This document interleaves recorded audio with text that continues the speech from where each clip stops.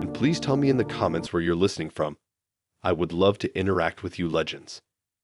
Now to the story. It started like most ab matches, harmless, easy, kind of funny. Ellie had this sarcastic vibe in her bio, the kind that makes you think she's confident but chill. Her pictures were casual, nothing filtered or weirdly posed. She seemed normal, which honestly felt like a win already. We started chatting about random stuff, coffee, bad dates, and how splitting bills shouldn't be a big deal if both people are working. That's when she said something like, "I always pay my half, equality matters." I thought, cool, fair enough. I wasn't trying to make a point out of paying anyway. The first date was simple. A small place downtown that had decent pasta and was quiet enough to talk. She showed up on time, wearing a bright orange sweater, confident as hell.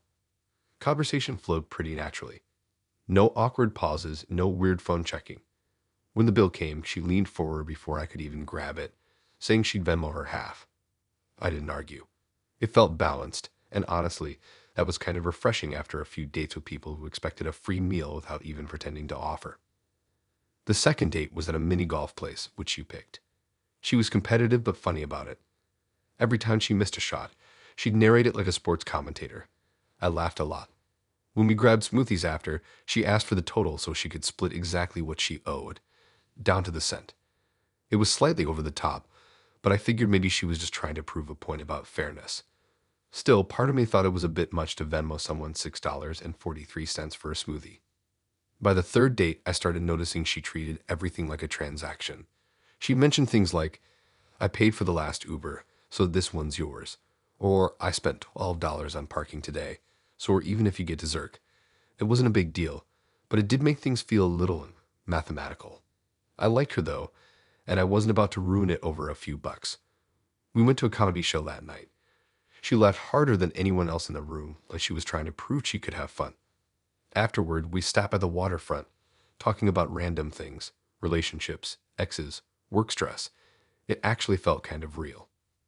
A few days later, I got an email from her, not a text, an actual email. The subject line said, "Wah, our time together." I thought it was a joke. I opened it and saw a full-on invoice, like an official document, with a list of items. It said, 3 hours conversation prep and emotional availability, $150. 2 hours shared activities, $80. Emotional energy expended, $60. Gas and travel costs, $25. Administrative follow-up, writing this invoice, $15. Total, $330. At the bottom, there was a note that said, "Equality means valuing women's time and emotional labor. Venmo preferred." At first, I just stared at it, thinking it had to be a prank. Who sends an invoice for dating? I waited for her to text something like, "Kidding, did I get you?" But nothing came. I checked the sender address twice to make sure it was actually her. It was. I even read the message again to see if I missed sarcasm, but it was completely serious. I didn't reply for 2 days. I figured silence would say it enough. Then she sent a follow-up, short and cold. "Hey, I noticed you haven't settled the invoice. I'd appreciate it if you respected my time." That's when I realized she wasn't joking. She genuinely believed this was fair. She even had a disclaimer at the bottom of her message that said, "Non-payment may result in emotional closure fees." I told a friend about it, and he thought I was making it up. He asked me to show him, and when I did, he couldn't stop laughing. I laughed, too, but in that weird way where you're not sure if it's funny or just deeply confusing. Like, I understood what she was trying to say. Women get used, people waste each other's time, but this felt like taking it to another level entirely. A week passed and she sent one more email, this time with a little more bite. It said, "Unpaid balance reminder. Equality includes accountability." She even attached a PDF with a due date and late fee of $10. I blocked her after that. The weirdest part was that I kept thinking about it later, not because I wanted her back or anything, but because I couldn't wrap my head around whether she was serious or just trying to make some larger statement. Her social media didn't give any clues either. She posted quotes about boundaries, energy, and self-worth, but nothing about invoices or men. A month later, I saw her again at a local coffee shop. She was with another guy, laughing loudly. I didn't say anything, but when she noticed me, she gave this knowing look like she'd already written me off as some unpaid balance in her emotional spreadsheet. I left before she saw me staring too long. Sometimes I wonder if that guy got one too. Maybe he's out there checking his inbox, thinking he's being pranked until he sees the payment reminder. Or maybe she changed her method. Maybe she stopped dating altogether and started running a workshop about it. Either way, I never read her emails again.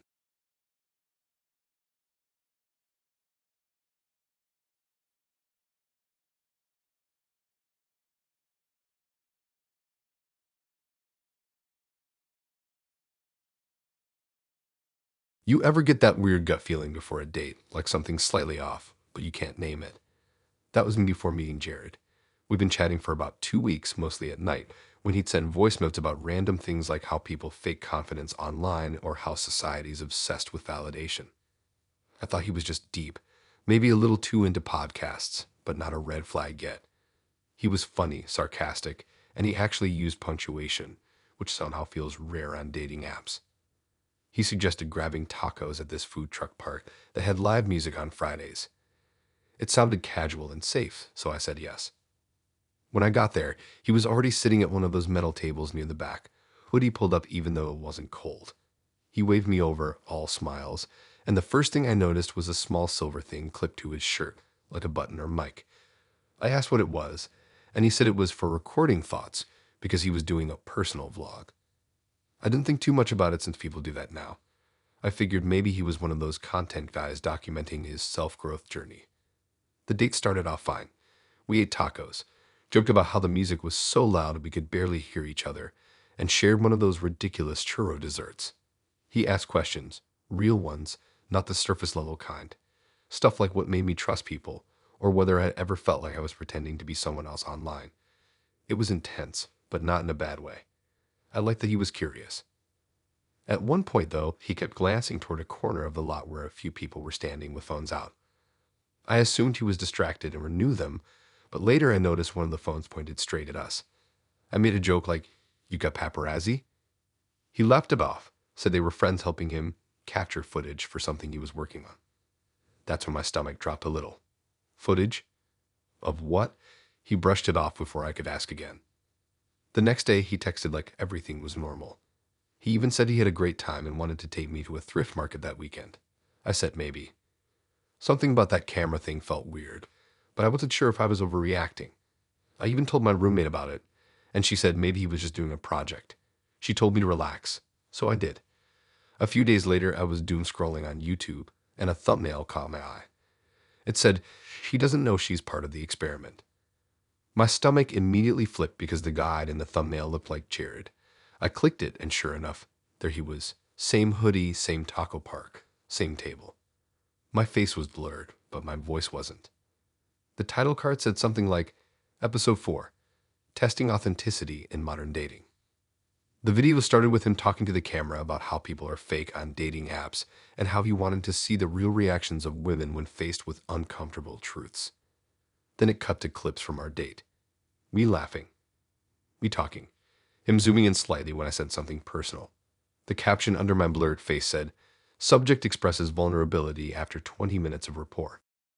It wasn't edited like a vlog. It was edited like a documentary. He added subtitles, background music, and little pop-ups analyzing my tone. I couldn't even watch the whole thing. My hands were shaking. I read through the comments. People calling me sweet but naive. Others saying I was too trusting. And one person writing she's exactly the kind of person this experiment proves wrong. I didn't know whether to scream or cry. I texted him immediately saying he had no right to post that. He didn't reply. Instead, a few hours later, he posted another video called Why People Can't Handle Honesty. It wasn't about me directly, but he mentioned someone who couldn't separate ego from reality. That's when I realized he was doubling down. I reported the video, of course.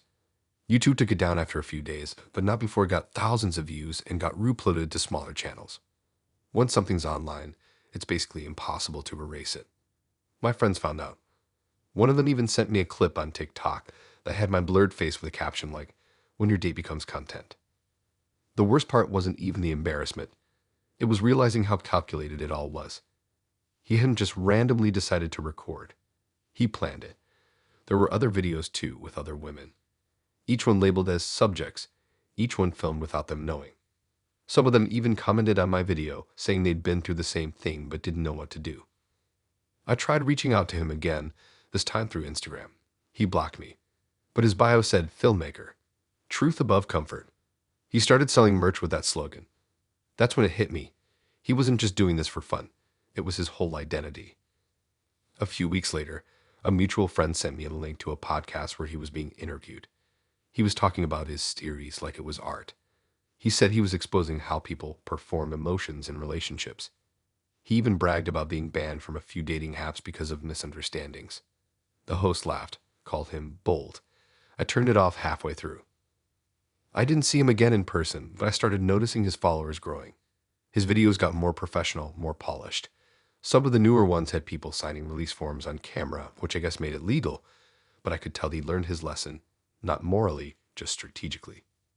For months, I couldn't use dating apps. Every time someone mentioned experiments or projects, my skin crawled.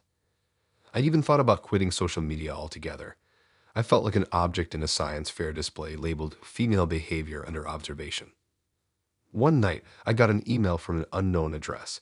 It said, "Sorry you took it personally. It wasn't about you. It was about the system." No name, but I knew it was him. No apology. No acknowledgement of what he'd done. Just another excuse to justify being cruel in the name of content. I didn't respond. I deleted the email, blocked the address, and tried not to think about it again. But every now and then, someone sends me a random clip from his new videos asking, "Is this the same guy?" And yeah, it's him. Different women, different cities, same smug look. The thing about people like Jared is they don't see others as people. They see them as material. To him, dates were just set pieces. Emotions were sound bites. Privacy was optional. I wish I could say I read that situation and learned something meaningful, but honestly, I just learned to Google people more carefully.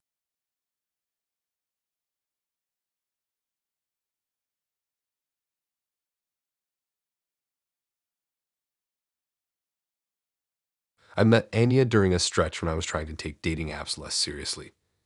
I'd just read a few months of messy situationships and decided to just go with whatever felt low pressure. Her profile stood out because it wasn't trying too hard. A couple of mirror selfies, a messy bedroom shot, and one of her sitting on a rooftop eating fries straight from the bag. Her bio said something like, "Not here for drama. Just want people who actually see people." I didn't know what that meant, but it sounded genuine enough. She messaged first. Her opener wasn't a joke or pickup line. It was just, "You seem grounded." We started chatting about work, music, and how social media messes with how people see themselves. She mentioned she was into photography and doing something called a body positivity project for her online portfolio. I asked what that meant, and she said it was about showing people as they really are. I liked that. It sounded creative and thoughtful, not creepy or weird. After a few days, we started texting more consistently. She'd send me random photos of street art or coffee cups with little doodles on them. Nothing flirty at first, just casual.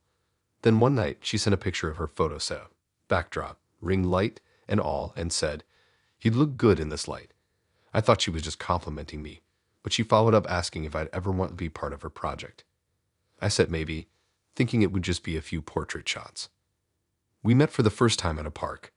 It was hot that day, one of those midsummer afternoons where the air feels heavy. She showed up in jeans and a loose white shirt, hair tied up in a knot that somehow still looked good.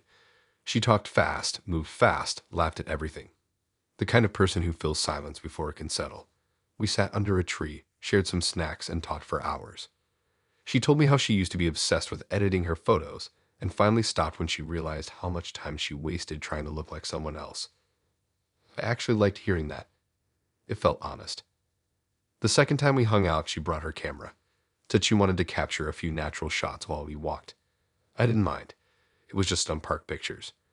She showed me a few on the screen, and they actually looked cool, raw, and unfiltered, like something you'd see in a magazine that didn't care about polish. I told her she had a good eye. She grinned like I'd said something way bigger than that. We started seeing each other more after that. Sometimes we'd grab drinks, other times she'd invite me over while she was editing photos. Her apartment was tiny, full of art supplies and old cameras stacked on shelves. I remember she had a sticky note on the wall that said, people greater than perfection. She said it reminded her to stop chasing validation. I thought that was deep at the time.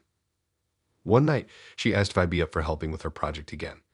She said she wanted to photograph different body types to show how beauty didn't have a single standard. She said I just need to be comfortable in front of the camera. I asked what that meant, and she said, just natural. Like, how do you look after waking up? I laughed, but she didn't. She looked at me serious, like she wanted me to drop the joke. I agree, figuring it would be no big deal, maybe a shirtless photo or something artistic. She set up her camera in her living room, dim lights, soft music. She gave light instructions, telling me to move naturally, look away from the lens, and just exist. It didn't feel creepy, more awkward than anything. When we were done, she thanked me and said the shots came out real. I trusted her, so I didn't think much about it. After that, we kept hanging out, but I noticed she got distant. Her texts slowed down, her replies got shorter. Then she posted a few cryptic captions on Instagram about truth and courage. I didn't think it had anything to do with me, until one night a friend sent me a message. Dude, isn't this you? It was a post from her photography page. The title said Project Real Bodies. It had a photo of me, recognizable, shirtless, half in shadow. My face wasn't fully shown, but my tattoos were, and anyone who knew me could tell. The caption read, he told me he hated his reflection until I showed him what I saw. I never said that. She made it sound like some kind of deep confessional moment that never happened. The comments were full of praise, people saying how brave it was, how raw the image felt. My stomach dropped. I scrolled through the rest of the post.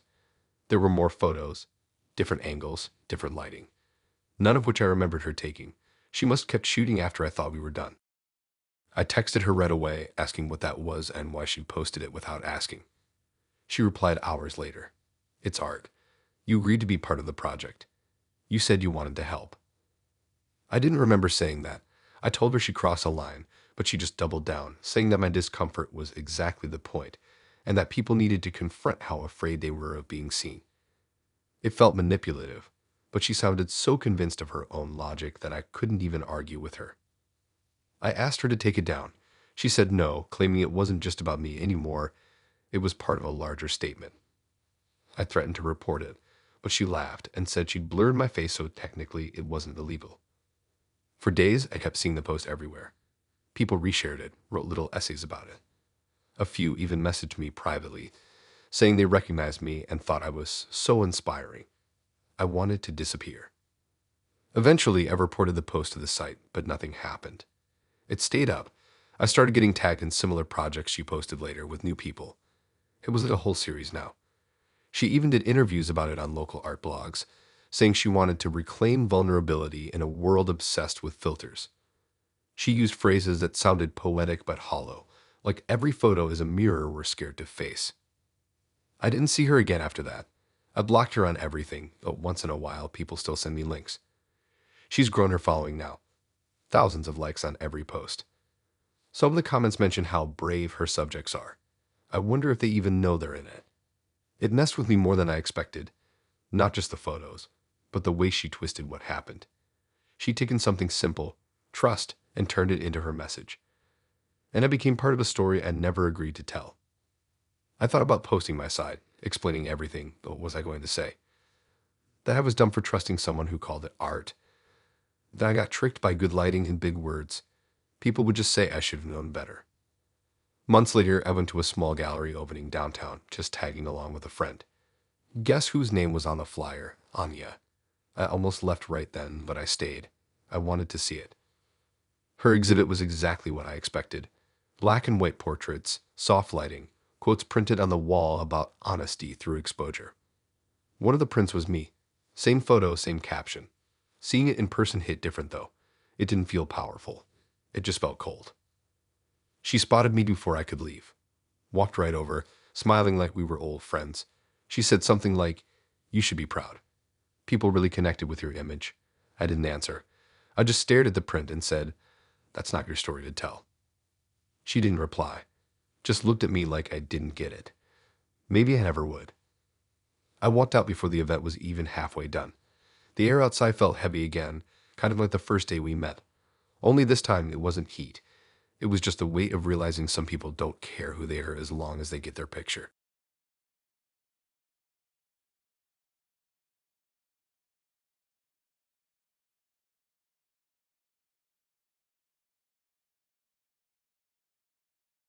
I met Max on a Tuesday night when I was half bored and half convinced dating apps were rigged. I'd been scrolling through faces that all looked like versions of each other. Same gym mirror, same dog photos, same fake, spontaneous travel pictures. Then there was Max. His profile wasn't trying to sell anything. Just a few shots of him cooking, one with some old vinyl records, and a line that said, "Not into chaos, just people who know what they want." That got me. I like straightforward. We mashed, started talking about random stuff, food, bad coffee, and how everyone's pretending to love hiking. He had a calm tone, like he didn't rush to fill silences. I asked what he did, and he said he worked in architecture but hated office politics. I joked that meant he was a guy who liked building things and avoiding people. He said that wasn't far off. After a week of talking, we made plans to meet. Nothing fancy, just a burger place near the train station. He showed up in a denim jacket, clean haircut, and that quiet confidence that doesn't feel fake. The kind of guy who doesn't check his phone every 5 minutes. I liked him right away. We talked for hours about small stuff, music, family, dumb things from school. At some point, the topic of kids came up, mostly because the couple at the next table had one throwing fries everywhere. I said, half joking, "That's my worst nightmare." He laughed, asked if I meant the fries with a kid, and I said both. Then I told him straight. I didn't want kids. Never really did. It wasn't a debate thing, just a fact. He nodded like it didn't bother him. He even said he respected that honesty. No pushback, no weird questions. Just calm acceptance. That made me relax. We started seeing each other more after that. It felt easy. He'd cook sometimes at his place, which was this small apartment with plants on the windowsill and half-finished blueprints scattered on the table. I'd sit on the couch while he worked, pretending to help by holding a ruler or passing tape. It was nice, the quiet kind of nice that makes you free to overthink. About a month in, he brought up the kid topic again. It wasn't confrontational. We were just lying around, and he said, "You really never picture it. Like, even later?" I told him no. He smiled, not judgmental, just curious. He said he used to think he wanted a family, but now he wasn't sure. I believed him. He said things like that often, balanced, neutral, reasonable. The first weird thing happened a few weeks later. I noticed he liked a bunch of parenting accounts on social media. I saw them pop up when I was tagging him in a story. I didn't care at first. Maybe it was random. Maybe someone he knew ran those pages, but then it started showing more. Parenting blogs, baby room designs, videos about modern fatherhood. It didn't match the guy who once said, "I can barely keep a plant alive." I brought it up one night, half teasing. He laughed and said it was for work inspiration because he was designing a daycare center concept. I didn't question it. Sounded plausible enough. But the more time we spent together, the more little comments slipped through. He'd say things like, "You'd be a great mom," or "You'd have smart kids," or "You got those calm genes. That's rare."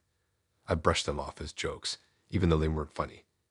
Then he started getting weirdly affectionate about my habits. He'd say stuff like, "I love that you take vitamins every morning. It shows you care for someone else." Or when I cooked, he'd say, "You're nurturing without realizing it." It was subtle, but I started noticing the pattern. Everything I did somehow turned into proof that I'd secretly be perfect for parenting. One night, while we were at his place, he poured us wine and started talking about legacy. I thought he meant career stuff, but he started saying how he didn't want to leave this world without something that lived beyond him. It got heavy fast. I said, "You mean like a building or something?" He shook his head and said, "Like a person." I went quiet. I reminded him that I didn't want kids. He nodded again, said he remembered, and dropped it. But his expression stayed stuck somewhere between disappointment and determination. After that, I got more careful. I noticed he always seemed extra touchy when the conversation turned emotional, like he thought intimacy could overwrite disagreement. I didn't think much of it until one weekend I stayed at his place, and he acted a little off, nervous but trying to hide it. I figured maybe it was work stress. The next morning, something felt wrong. He'd left early for a meeting, and I went to grab something from the bathroom. That's when I saw the open drawer with a pack of vitamins that looked exactly like mine. Only they weren't the same. I checked the label, and they were prenatal supplements. My stomach flipped. I don't know why, but I instantly felt this chill. There was no reason for him to have those. I double-checked the packaging. They weren't expired. They weren't a gift, just sitting there, half empty. I texted him about it later, and he said they were for a friend who was pregnant. It sounded rehearsed, like he'd already planned that line. I didn't buy it, but I didn't press. Instead, I started being extra cautious. I bought my own groceries when I stayed over, kept my own water bottle, even avoided the coffee he made. It felt paranoid, but something in my gut wouldn't quiet down. A few nights later, he brought up kids again, this time more direct. He said, sometimes people change their minds when the right person comes along. I told him it wasn't about the person. It was about the choice. He looked annoyed for the first time since we met. His tone changed. He said things like, "You're just scared of love growing." I told him it wasn't that deep. I just didn't want kids, period. He didn't argue, but he went silent for the rest of the night. The next few days were tense. He'd send shorter texts, act colder, like he was testing whether I'd chase him. I didn't. Then one morning, I woke up to a notification from a random account tagging me in a post.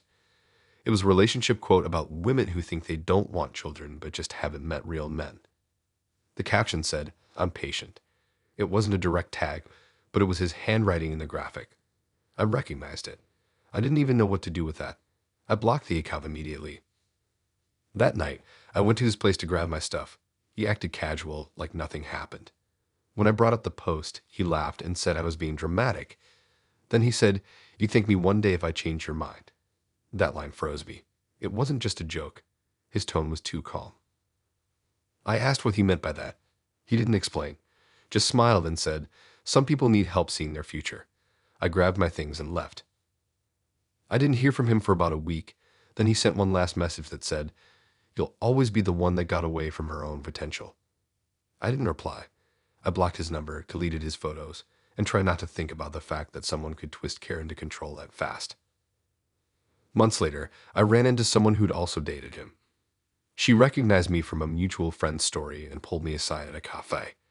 She told me she broke things off with him because he made similar comments to her about fate, family, and accidental blessings. She said he pressured her to stop using birth control because he wanted things to feel natural. That's when everything clicked.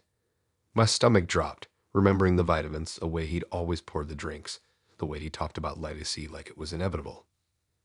She said she warned a few people about him online, but his profile just disappeared. Either deleted or banned. Probably started fresh under another name. I don't take much now. Not because of him, but because I can't shake the way he smiled while talking about control like it was destiny. He believed he could rewrite someone's choices without them noticing. He thought that was love. Sometimes I still think about the first night we met, the quiet confidence, the ease. How harmless it all seemed. And then I remember how calm he looked, saying he'd help me change my mind. That was the moment I read him for what he really was, not someone who wanted a future with me, but someone who wanted to own the story of mine.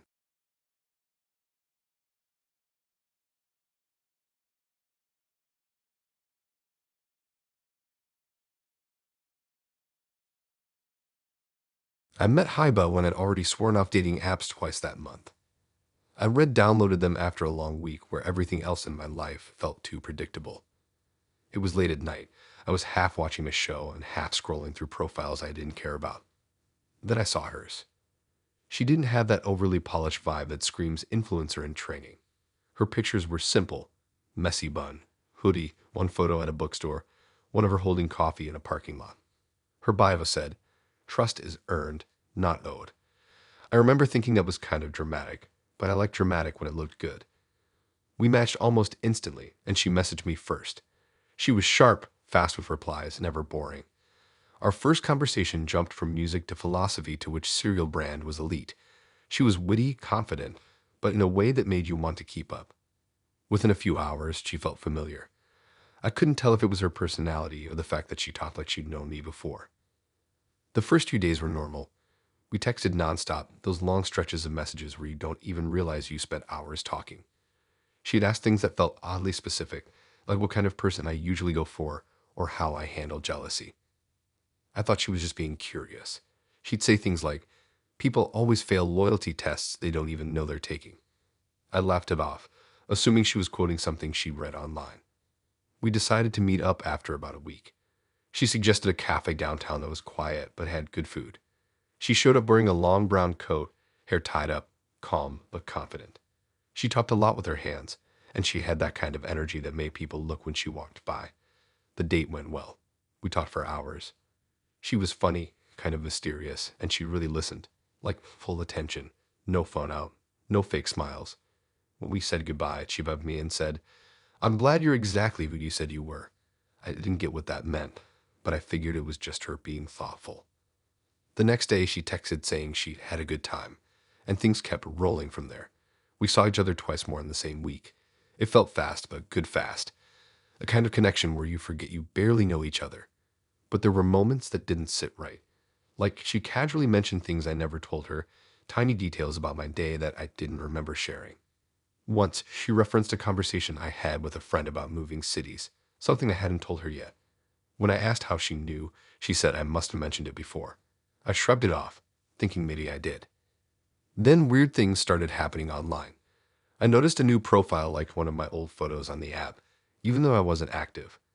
The name didn't ring a bell, but the bio said something oddly familiar, almost like it was written by the same person. Phrases like loyalty matters and people lie without realizing.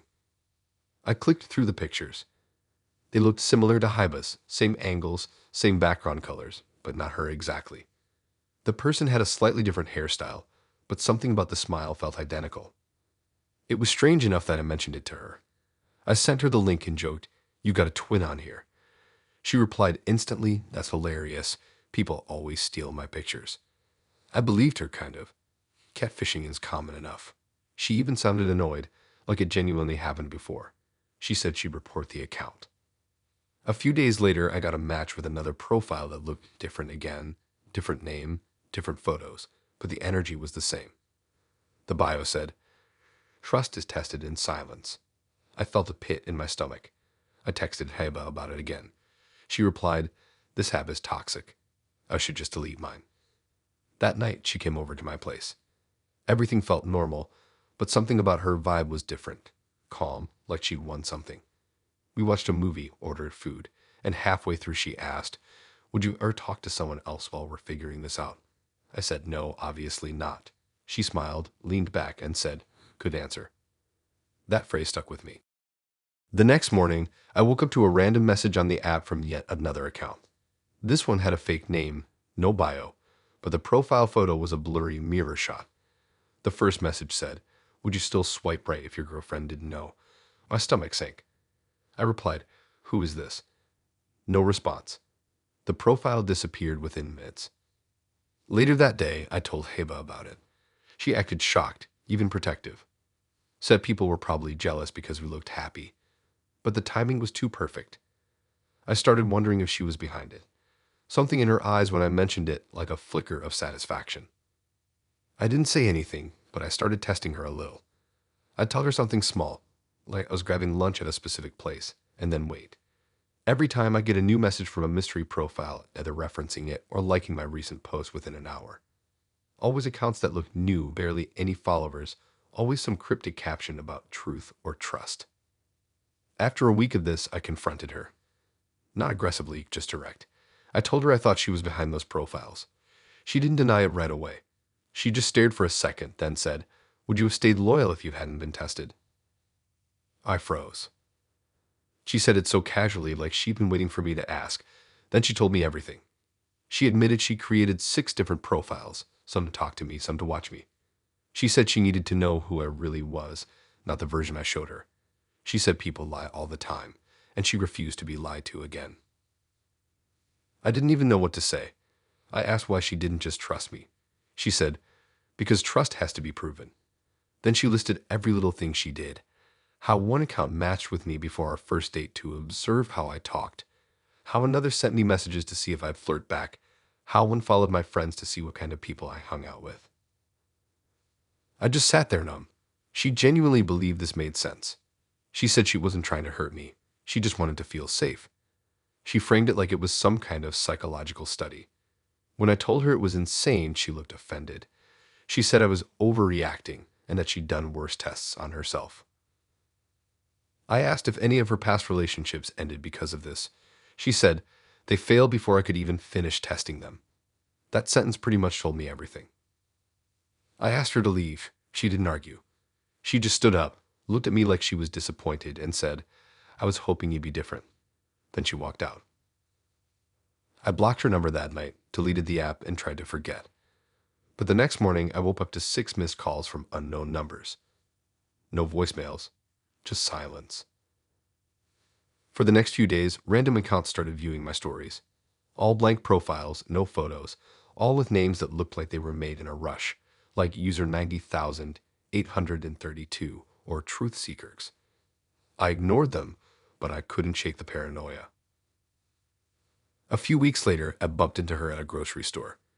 She smiled like nothing happened and said, "I told you Emma hold grudges." She had a new phone, a new hairstyle, like she'd shed her last version. I said nothing. She laughed softly and said, "I've moved on. I'm just glad I got closure." I walked away without saying bye. Sometimes, when I get a new follower request with no profile picture, I still wonder if it's her. Testing again. Seeing if I'll pass this time.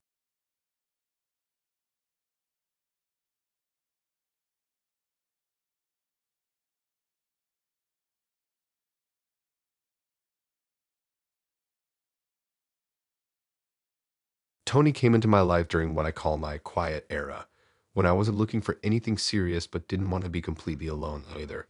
I was juggling work, sleep, and trying to figure out if I liked being by myself as much as I said I did. He messaged me on a Wednesday night after I'd already decided I was done swiping for the week. His profile looked harmless. A picture with his dog, one with friends at a barbecue, and another in an office setting that screamed, "I take my job too seriously." His bio said, "Emotionally mature, not here for games." It sounded promising, though I've since learned anyone who says that in their bio usually isn't. We started talking about movies first, then work. He said he was a consultant, whatever that meant, and that his job was basically solving chaos. I joked that was a weird way to describe talking on Zoom all day. He liked that. He liked when I was sarcastic. He'd say, "You're spicy but balanced." It was corny but kind of endearing. Our first date was at a sushi place. He showed up early, already seated, menu open. He stood up when I arrived, shook my hand like it was a business meeting. I thought it was awkward but charming in a try-hard way. Conversation flowed easily, though he had a habit of steering everything towards self-improvement. Like, I'd say I like sleeping in on weekends, and he'd say something like, "That's fine as long as it's intentional rest, not avoidance." I remember thinking, okay, therapist, chill. After that night, he texted right away, thanking me for being emotionally available. I didn't even know what that meant, but I liked his consistency. He didn't ghost, didn't play guessing games, and called instead of texting sometimes. It felt like a grown-up thing for once. The first few weeks were great. He'd cook when I came over, always something elaborate like risotto or steak, and he'd talk about future plans, nothing too intense, just enough to sound serious. He said he respected that I was independent, said he liked that I had ambition without ego. That phrase stuck with me for some reason. The first argument happened out of nowhere. We were at his apartment, having dinner, and I mentioned wanting to take a solo trip later in the year. His mood shifted immediately. He said, "You'd rather travel alone than with someone who cares about you." I thought he was joking, but he wasn't. He started asking weirdly defensive questions like, "Do you even want a partner? And are you trying to prove you don't need anyone?" I told him it was just a trip, not a statement. He didn't like that answer. The next day, he called to clear the air. He apologized, said he had a rough week, and blamed it on stress. I let it go. Everyone has bad days. But after that, I noticed how easily he got defensive about little things.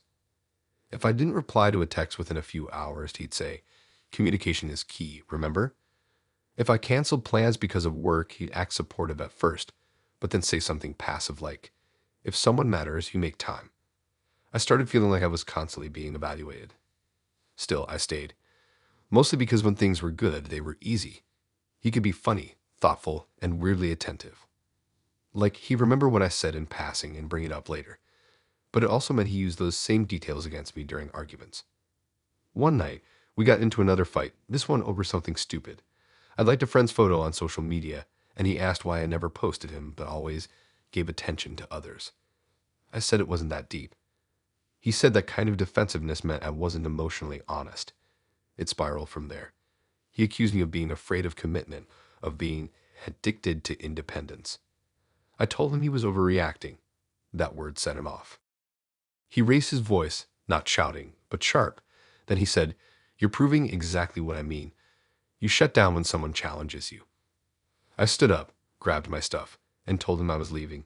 He didn't stop me, but as I walked out, he said, "You'll regret handling it this way." I didn't respond. The next morning, I woke up to a long message.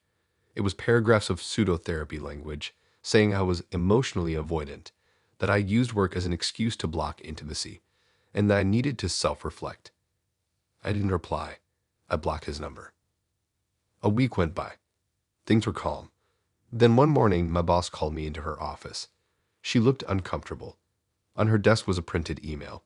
She said someone had contacted her claiming to be concerned about my mental stability. I thought she was joking. She wasn't.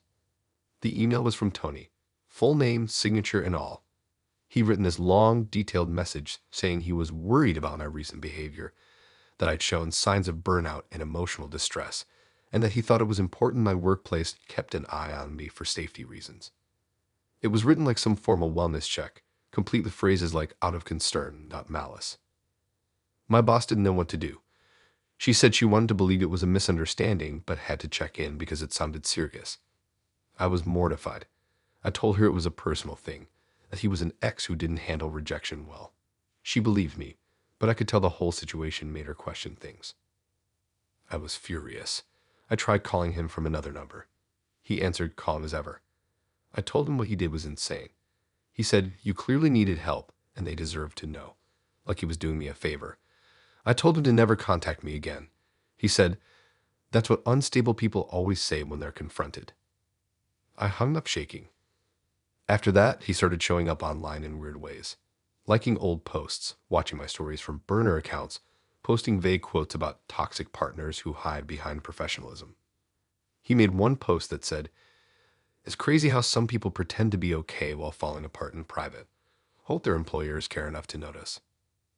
I reported his account, blocked every version of it I could find, and made my own private. I even warned mutual friends. A few said he'd done similar things before, contacted someone's family, spread rumors about emotional instability. It was his pattern. He called it truth-telling. The whole situation left this weird bruise on how I see dating. It's not just about heartbreak anymore. It's about the fear of how far someone might go once you stop giving them what they want. He didn't yell. He didn't threaten. He used professionalism as a weapon. He dressed his control up as concern. A few weeks after that mess, I got an email from HR, just a standard check-in asking if I needed support or resources. I knew it wasn't their fault, but it made me sick how easily one person's manipulation could ripple into my actual life. I haven't heard from Tony since. Last I saw, he deactivated his account. Probably moved on to someone else to help fix. But I'll never forget that phrase he said on our first date. Emotionally mature. It sounded like a promise back then. Now it just feels like a warning label I missed.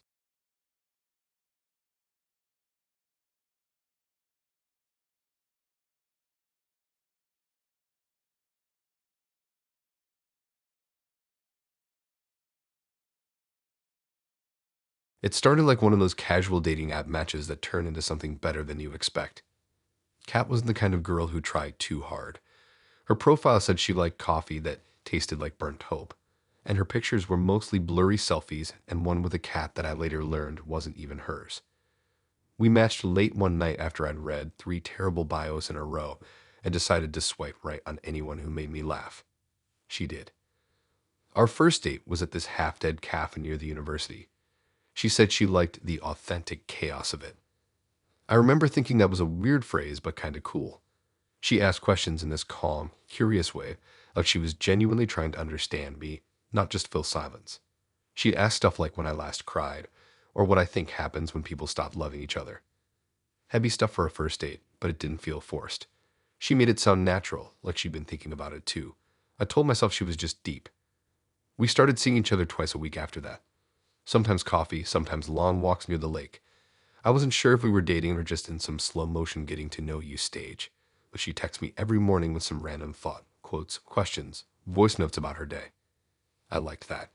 I liked feeling like someone was studying my mind in a good way. She made me talk about things I never told anyone. I told her about my dad, how I never really got along with him. I told her how I felt weirdly disconnected from most people.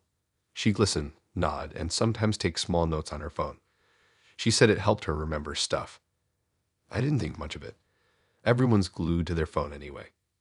After about 3 weeks, I realized I was actually catching feelings. We'd started calling each other more, sending memes, arguing playfully about dumb things. She even cooked for me once, this vegetarian lasagna that somehow tasted like pizza. She told me she liked that I was open but not performative. I had no clue what that meant, but it sounded like a compliment. The thing was, every time I'd share something emotional, she'd go quiet for a second, like she was processing it differently. Then she'd smile and change the subject. It didn't feel cold, just studied. One night, I went over to her place unplanned. She'd left her AirPods at my place the night before, and I figured I'd surprise her with them. When she opened the door, she looked startled. Not the cute surprised kind, more like I just interrupted something important. Her laptop was open on the table, covered in notes and spreadsheets. I saw my name at the top of one of them highlighted. She slammed it shut too fast. I laughed awkwardly and asked if I'd just ruined some top secret project. She said she was working on her thesis. I didn't think about it again until later. A week after that, she texted me that we needed to talk. Classic bad news opener. We met at the same cafe we first went to. She looked calm, too calm. I sat down and ordered a drink I didn't touch. She told me she'd been honest about everything except one thing, that she'd been using our dates for her graduate thesis. It was called Male Vulnerability in Digital Romance. I thought she was joking. She wasn't. She said she picked me because I seemed like someone who wouldn't hide behind fake confidence. Apparently, I'd been part of her qualitative data set. She said it like that too. Qualitative data set. Like I was a spreadsheet cell with feelings. I didn't yell. I didn't even leave right away. I just sat there trying to figure out if any of it was real. The walks, the texts, the lasagna. She said she hadn't faked any emotions, that she'd blurred the lines more than intended. I didn't know what to say. I wanted to be angry, but mostly I felt dumb, like I'd volunteered to be dissected. She said she'd change my name in the paper as if that was some kind of consolation prize.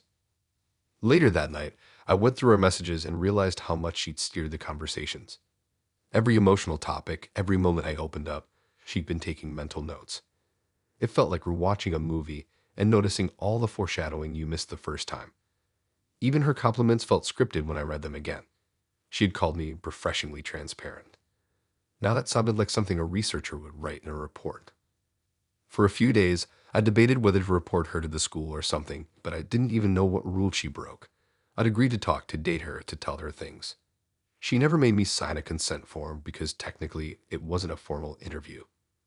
I guess I'd just been naive enough to assume feelings meant privacy. The more I thought about it, the more it made sense why she never got emotional herself. She'd listen, observe, maybe feel something in the process, but it wasn't the same. She was there to document, not to connect. I saw her once more after that, at the library. She waved like we were just old friends. I didn't wave back. I think she got what that meant because she didn't try again. A few months later, I got curious and searched for her name online. Found her paper listed on the university's thesis archive. I didn't open it. I just stared at the title, Male Vulnerability in Digital Romance, Emotional Authenticity and Perceived Intimacy in App-Based Dating. The words looked clean, academic, detached, probably just like she wanted them to. Sometimes I wonder if she ever thought about what it felt like on my end, not in a self-pity way, but in a basic human sense. To be studied for what made me human while the person doing it stayed safely outside it. It messed with how I see dating now. Every time someone asks something deep too early, I pause and think of her scribbling notes in her phone. I try to laugh about it sometimes. My friends think it's hilarious that I literally got used for research. One of them joked that I should at least ask for a copy of the thesis, since I basically co-wrote it emotionally. I didn't. I don't really want to live that again, even in text form. It's weird how something that felt like connection turned out to be documentation. I still go on dates, just slower now. I pay attention to how much people ask versus how much they share. Sometimes I think maybe Kat actually helped me understand people better. But that's not something I'd ever thank her for. She got her data, and I got a story that still feels half unreal. Maybe that's fair in its own twisted way.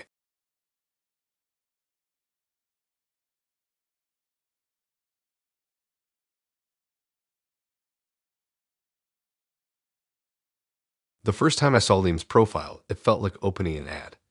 Every picture looked edited, like he'd been photoshopped into his own life. Sunlight hit him at perfect angles. His clothes matched in every shot, and his captions were all short quotes that didn't mean anything but still sounded cool. Stay present. Create, don't chase. That kind of thing. I almost didn't swipe right because it screamed influencer energy, but curiosity won. His first message came 5 minutes later, something simple about my hoodie in a picture. I didn't realize then that he probably sent 30 of those a day. Our first date was casual. He picked a rooftop bar with neon signs and an open view of the city. I figured that was just him trying to impress me, but halfway through the night, he asked me to take a few pictures of him, the skyline behind him. Then he made me redo one because the lighting was off. I laughed, thinking he was joking, but he wasn't. That was the first small clue that everything in his world had to look perfect even when it wasn't. He was charming, though, in that rehearsed kind of way. He always knew what to say and how to say it. His confidence wasn't fake, it just felt built, like he practiced it in front of a camera. Still, I liked how sure he was of himself. He told me he did social media marketing and brand collaborations, which sounded vague but legit enough. He had around 200,000 followers, mostly women who left heart emojis on his photos. I told myself not to judge that part too hard. Everyone's got their thing. We started seeing each other more often. He'd text me good morning before he even posted his first story. Most of our hangouts were photo-worthy places, cafes with hanging plants, beaches at sunset, random murals downtown. Every time I pulled out my phone, he'd subtly adjust his posture or turn to his better side. I'd joke about it, but he'd smile like it was a compliment. I thought maybe it was just habit from his job. It didn't feel toxic yet. Things got weird when I noticed he never tagged me or mentioned me online. Not even once. I wasn't dying to be posted or anything, but it was strange considering how much he shared about his life. He'd post his breakfast, his workouts, his friends, his outfits, but not me. I brought it up once, half joking, saying his followers probably thought he was single. He smiled and said, "Yeah, that's kind of the point." I laughed, but it sat wrong with me. Later, when I asked again, he said being publicly single was part of his engagement strategy. Apparently, followers interacted more if they thought they had a chance. It wasn't just vanity, it was business. I didn't know how to respond to that. He said it like it was logical, like numbers mattered more than feelings. I tried to brush it off. Everyone's got boundaries, right? But it started to bug me more when we'd be out and he'd take photos of his food but crop me out. Once we were on a weekend trip, and I asked if he'd take a picture of us together. He did, but when I checked his post later, he cut me out of the frame completely. Just him, the beach, and a vague caption about good company. I laughed when I saw it, but it stung anyway. I think what confused me was how good he could be in person. When we weren't talking about social media, he was attentive, funny, even thoughtful. He'd listen when I complained about work, bring snacks he knew I liked, remember tiny details. But then I'd catch him staring at his phone, refreshing his notifications, watching how many likes he got in real time. It was like half his brain was always logged in somewhere else. The night it really clicked for me, we were at his apartment. He was setting up his tripod to film a product review, and I was just chilling on the couch. He asked if I could hold a light while he talked. I did, trying not to laugh because he looked so serious, explaining the texture and scent profile of some moisturizer. When he finished, I asked if he ever got tired of it. He said, "It's my livelihood." The way he said it, like the idea of quitting wasn't even on the table, made me realize this wasn't just a side hustle, it was who he was. After that, I started noticing the cracks. When we go out, he'd constantly check how many people were viewing his stories. If something didn't perform well, he'd get quiet for the rest of the day. I once saw him delete a photo because it didn't hit 1,000 likes in the first 10 minutes. I joked that he treated Instagram like a heartbeat monitor. He didn't laugh. He just said, "If you don't grow, you disappear." That line stuck with me. It wasn't until one of his followers DM'd me, yeah, one of his actual followers, that I saw how bad it had gotten. She said she'd seen me in his story reflection once and asked if I was the girl he's been hiding. That hit harder than I expected. I realized his whole online identity was built on pretending to be available. I confronted him about it later, and he didn't deny it. He said his sponsors liked that clean single image. It helped him book more deals. He called it strategy. I called it lying. We fought about it. Not screaming, just that cold kind of arguing where every word feels like a wall. He said I didn't understand the pressure of building a personal brand. I said I didn't sign up to be invisible. He told me it wasn't personal. That's what hurt most. It wasn't personal to him. It was marketing. I told him he couldn't have both a relationship and a fan base that thought he was single. He said he could if I was mature enough to separate real life from online life. That line made me want to walk out then and there, but I didn't. Not yet. For a few days, I tried to convince myself it was just a phase, that once we got closer, he'd be more open, but it never changed. If anything, he got worse. Every post felt like a mirror I wasn't allowed in. He'd show affection in private, but pull away if anyone saw. I once reached for his hand while we were walking downtown, and he subtly let go when someone recognized him. I pretended not to notice, but I did. The final straw was when he got invited to an influencer event and told me I couldn't come because it might confuse the audience. He said it with zero guilt, like I should understand. That was it. I realized I was just a background element in someone else's brand. When I told him I was done, he didn't beg or argue. He just said, I get it. And maybe he did. Maybe he knew that everything he built came with a cost. After we split, he posted a moody caption about focusing on self-growth. His followers flooded the comments with heart emojis and fake concern. I watched it blow up for a second before I blocked him. A week later, someone sent me a screenshot of him posing with another girl, tagged as call out partner. Same smile, same lighting. Maybe she knew, maybe she didn't. I didn't care enough to find out. Looking back, I don't think Liam was a bad person. He just lived inside a system that rewarded pretending. The more fake it looked, the more people loved it. And the weirdest part is that it worked. His posts got more traction after we broke up. People love single stories. They always have. I used to think it was shallow, but now I get it. It's easier to love someone who never asks anything from you. I still scroll past his profile sometimes when he pops up on my Explore page. I don't feel angry anymore, just disconnected. It's like watching a commercial for something I already tried and didn't like. The comments still flood in, the same recycled admiration from strangers who think they know him. Maybe they do in their own version of reality. I can't even say they're wrong. Maybe he's most himself when he's performing. In the end, I learned that being hidden hurts in ways you don't expect. It's not about the photos or the posts. It's about feeling like your existence has to fit someone else's algorithm. Liam didn't ghost me, didn't cheat, didn't yell. He just quietly replaced intimacy with engagement metrics, and somehow that felt worse. Because when someone chooses their audience over you, it's not rejection, it's substitution. Now, when I see people post perfect lives online, I remember him. I remember the way he'd stare at his phone waiting for validation to load. I don't even hate him for it. I just know I'll never let someone treat love like content again. You can't build connection on a screen built for likes.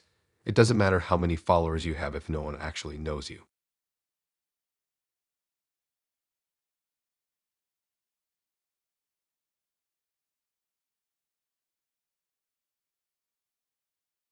I met Ava on a random Tuesday night when I was half bored and half curious. I wasn't really trying to meet anyone serious. I'd been on enough dating apps to know most matches fizzled out after a few messages. But her bio made me stop scrolling. It said, changing hearts one debate at a time. I thought it was a joke, so I swiped right. 10 minutes later, we matched. Her first message was, be honest, did you go for the right person last time? That should have been a red flag, but I laughed and played along. She wasn't like the usual small talk types. From the start, every conversation was a mix of teasing and arguments. We talk about random things like public transport, movies, taxes, or whether cereal counted as soup. She had strong opinions about everything and seemed to enjoy pushing mine. It was kind of addictive, the way she challenged everything I said but still kept the mood flirty. I started to like it, like we were competing and connecting at the same time. When we met in person, I realized she looked exactly like her pictures, but her energy was louder in real life. She talked with her hands, interrupted me constantly, and made every topic sound like a TED Talk. She ordered a drink for me without asking and told me it was part of the experiment. I didn't even know what that meant, but I played along.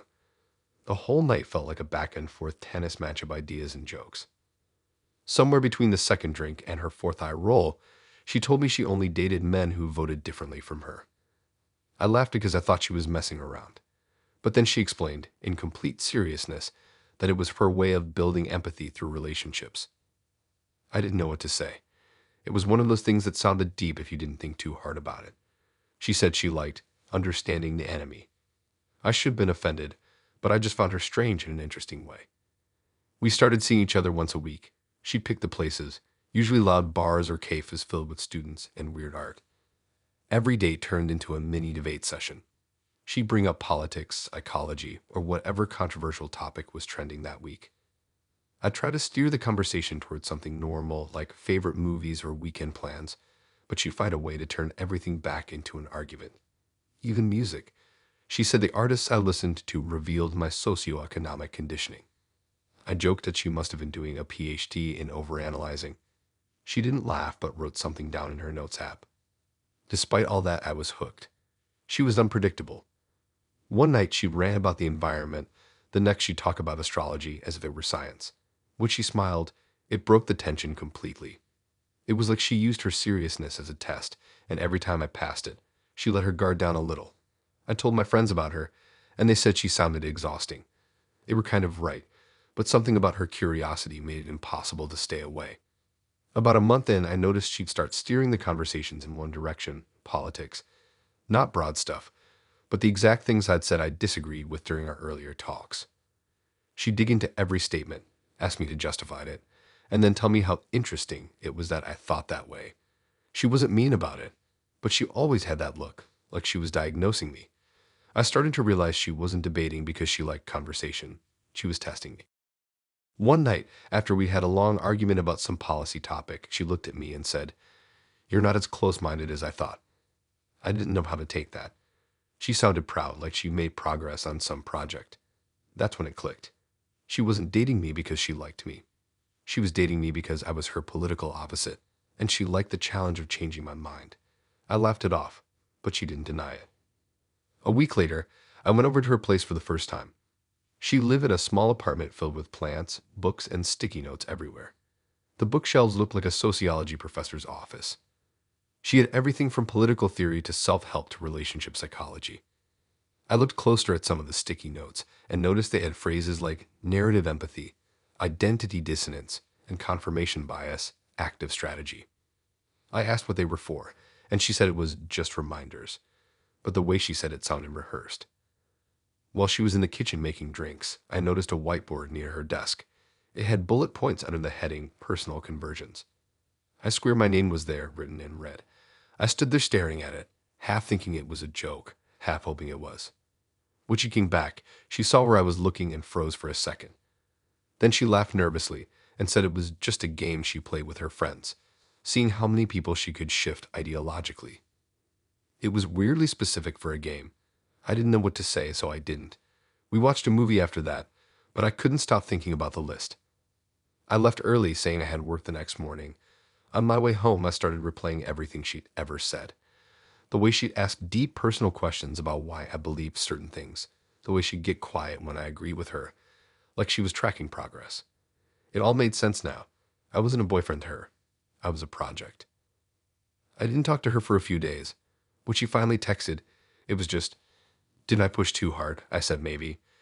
She replied with a long paragraph about how she didn't mean to make me feel like a case study, but that she learned a lot from me. I told her I wasn't trying to teach anything. She said that's what made me a good subject. That word stuck with me. Subject. I didn't respond after that. A week later, she sent me a link to an article she'd written online. It was called Dating Across the Divide. She didn't use my name, but the details were way too specific.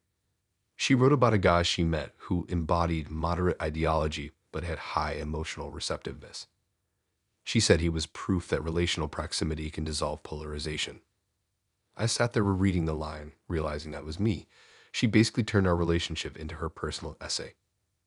I sent her one last text. I told her she could just dated someone she actually liked instead of using them to prove a point. She replied, "I did like you, but liking you made it easier to change you." That was the last message I ever got from her. I deleted her number, blocked her on social media, and pretended it didn't bother me. But it did. For a while, I started overthinking everything I said on dates. If someone mentioned politics even casually, I'd tense up. It wasn't that I hated debating. I just didn't want to be someone's mental experiment again. I learned that some people treat connection like persuasion, not understanding. They don't want to meet you halfway. They want to pull you to their side and call it growth. Months later, I ran into one of her friends at a coffee shop. We talked for a bit, and I mentioned Ava. Her friend laughed and said, "Oh yeah, she's still doing that thing where she only dates people she can convert." I asked if it worked. She said sometimes. I didn't know if that made it better or worse. It's strange looking back now because she wasn't cruel or manipulative in an obvious way. She didn't yell or insult or cheat. She just had this quiet belief that she could make people better by making them think like her. That's the part that sticks, the idea that she saw change as affection. Sometimes I wonder if I ever really liked her or if I was just trying to keep up with her intensity. She made me care about things I hadn't thought about before, even if her methods were messed up. Maybe that was her real skill. She could pull people into her orbit without them realizing they'd started to spin around her. I don't hate her. I just know now that some people don't date for love or fun or company. Some people date for a mission. They measure progress, not emotions.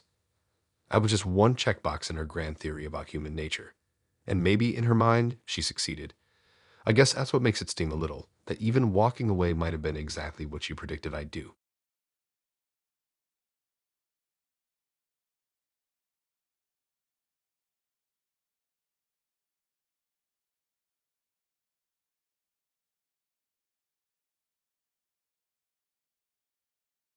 It was raining the night I matched with Noah. Not that it matters, but for some reason that detail sticks. I was on the couch, half watching some crime show, half swiping through profiles I didn't really care about. His photo stood out because it looked normal.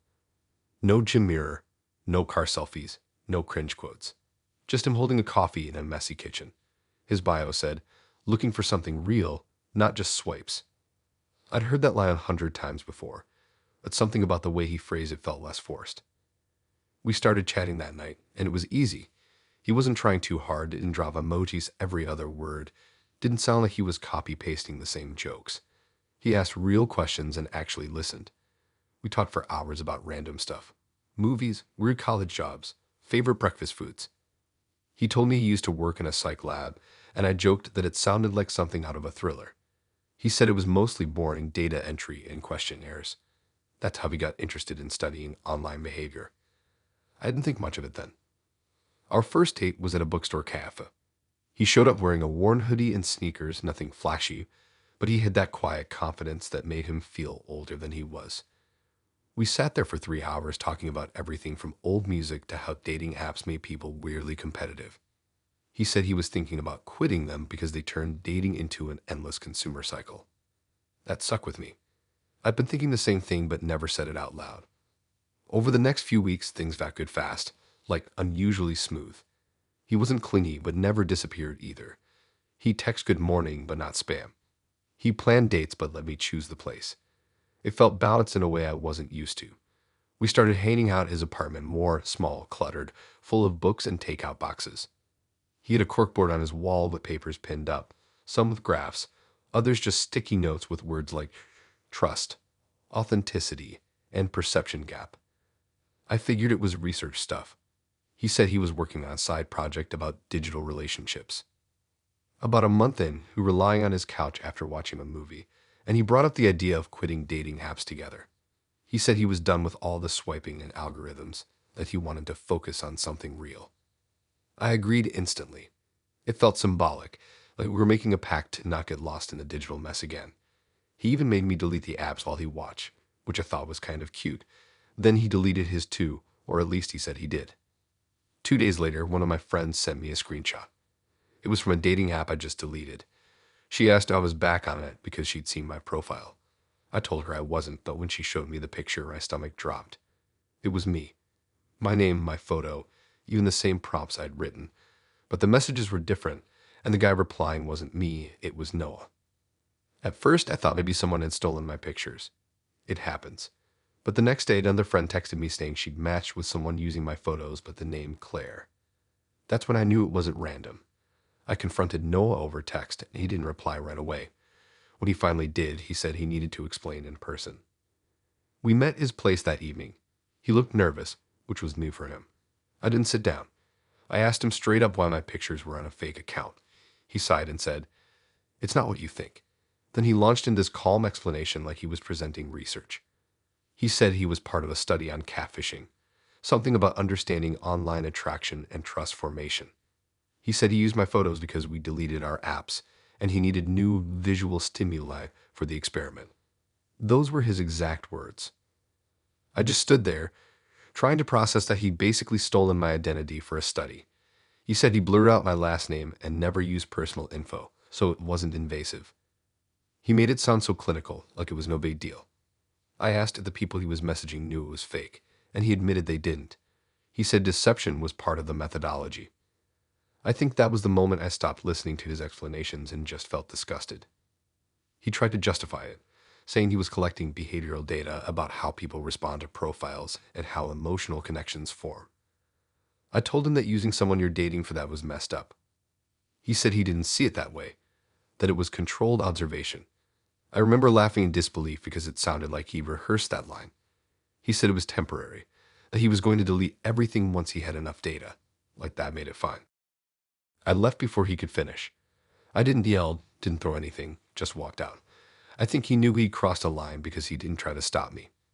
Later that night, he sent this long apology text saying he never meant to hurt me, that I fit the criteria for what he needed to study authentic profiles. I didn't reply. There's no version of that message that makes sense. The next few days were weird. I kept wondering how long he'd been planning it. Had he started dating me because he liked me or because he wanted data? Every memory started to feel staged.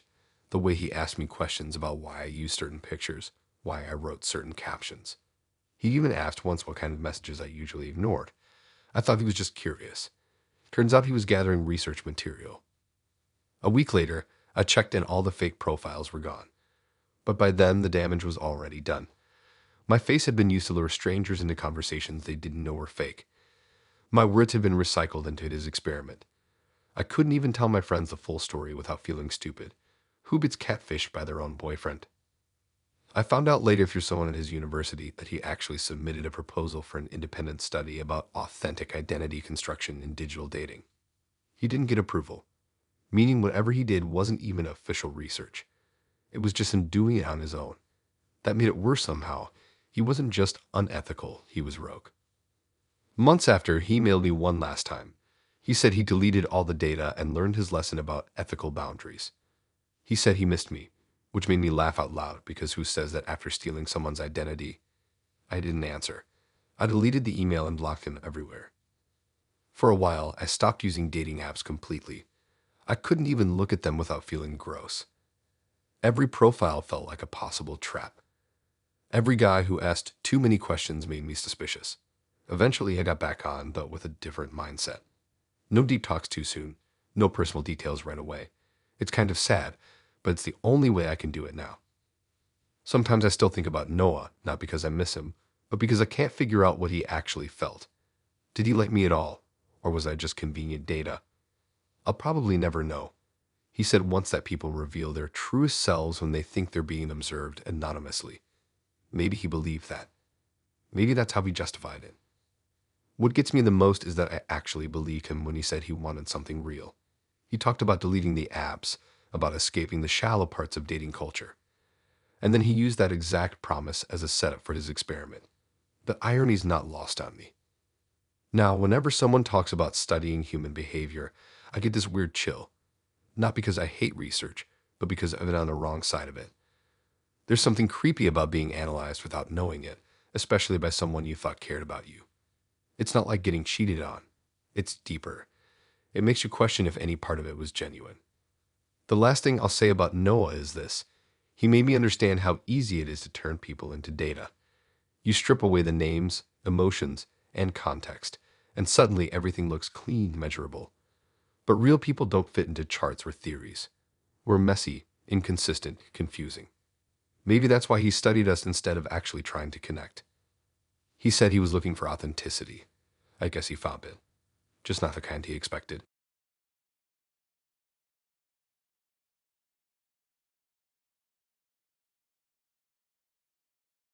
I met Grace on a Sunday afternoon when I was trying to kill time before doing laundry.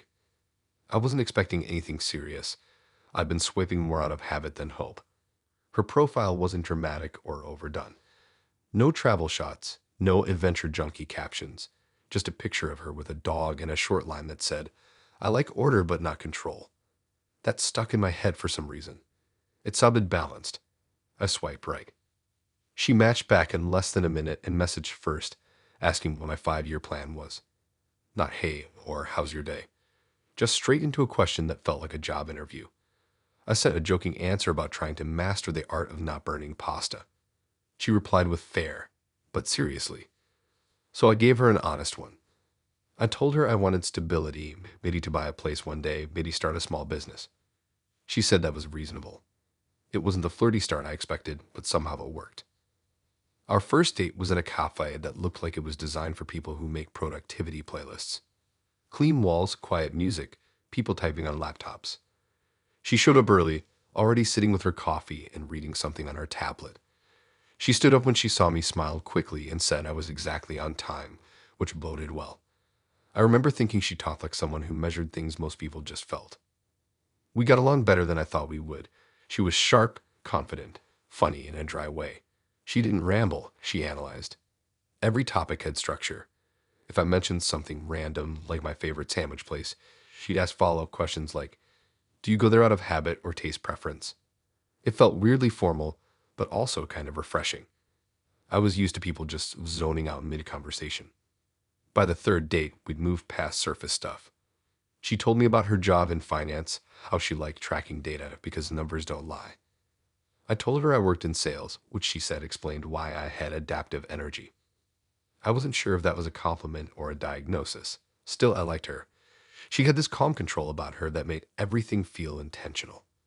Then, on our fifth date, she asked me about my income. It wasn't sneaky or awkward. She just said like she was asking what I had for lunch. I laughed and asked why she wanted to know. She said she liked understanding compatibility from all angles. I told her, kind of joking, that my salary wasn't exactly thrilling. She smiled and said, that's fine. I just need context. I figured it was just her practical nature and moved on.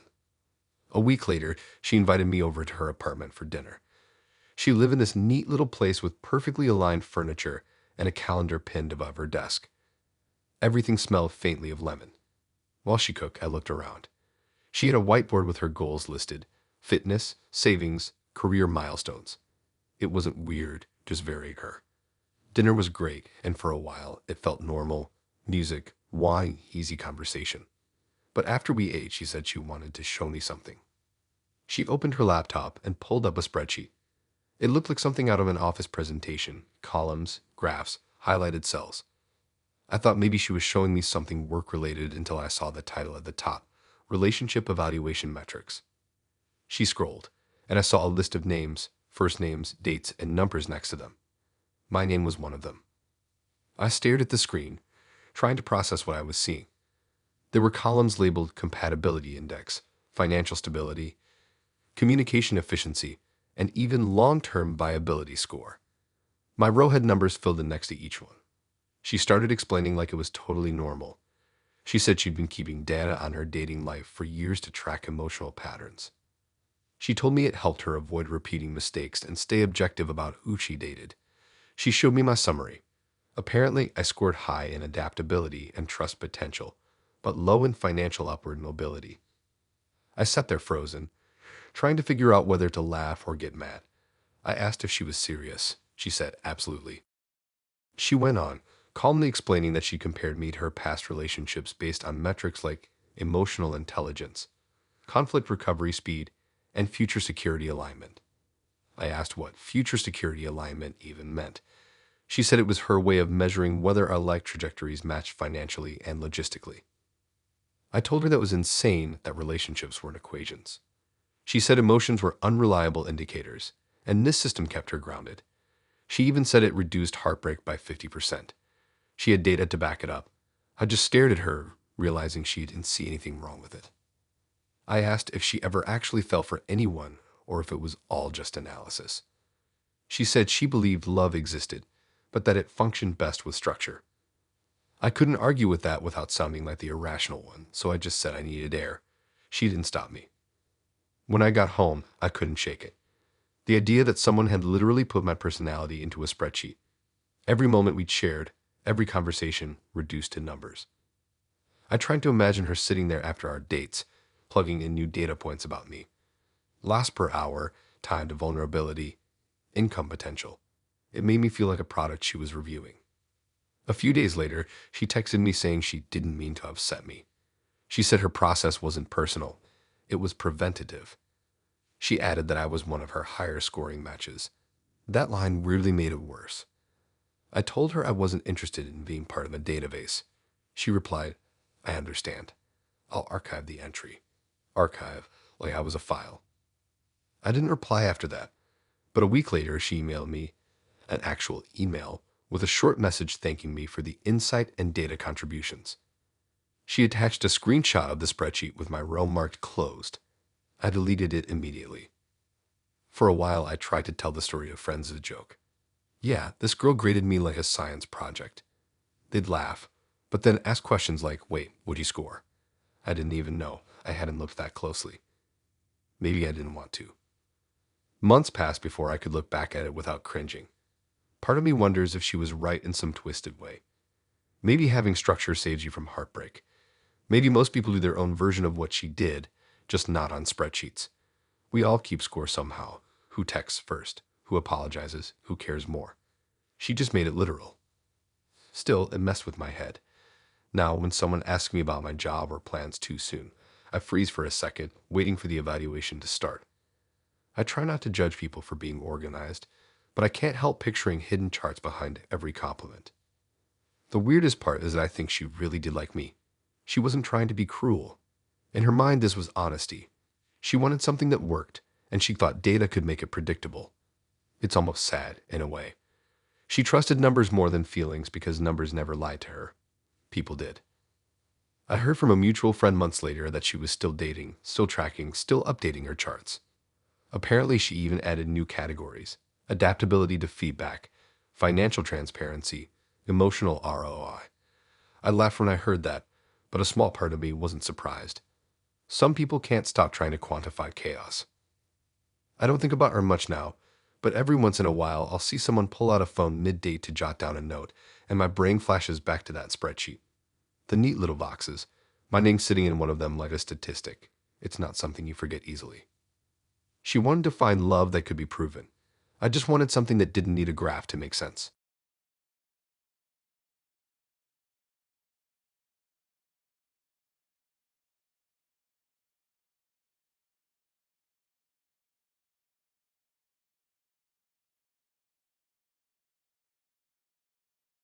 I met Ben on a random Thursday night after I'd sworn I was done with dating apps.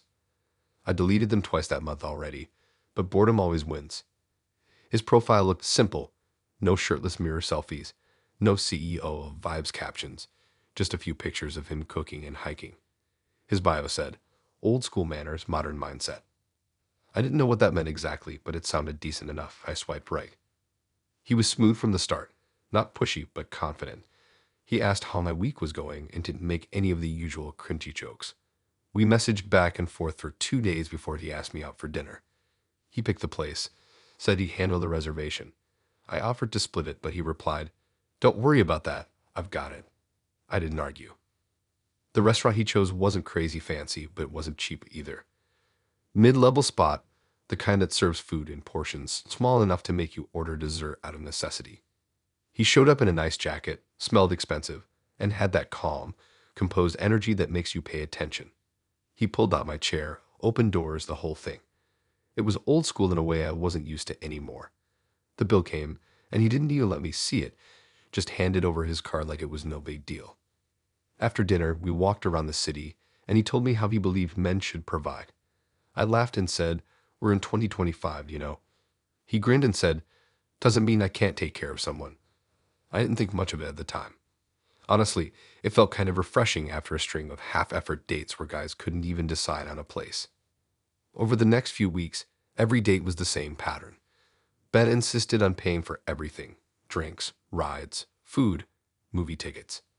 If I tried to split, he'd brush it off, saying, I like doing it. At first, I thought it was sweet, just his way of showing effort, but he started keeping track of things in weird ways. Once he mentioned how much he'd spent that month taking care of me.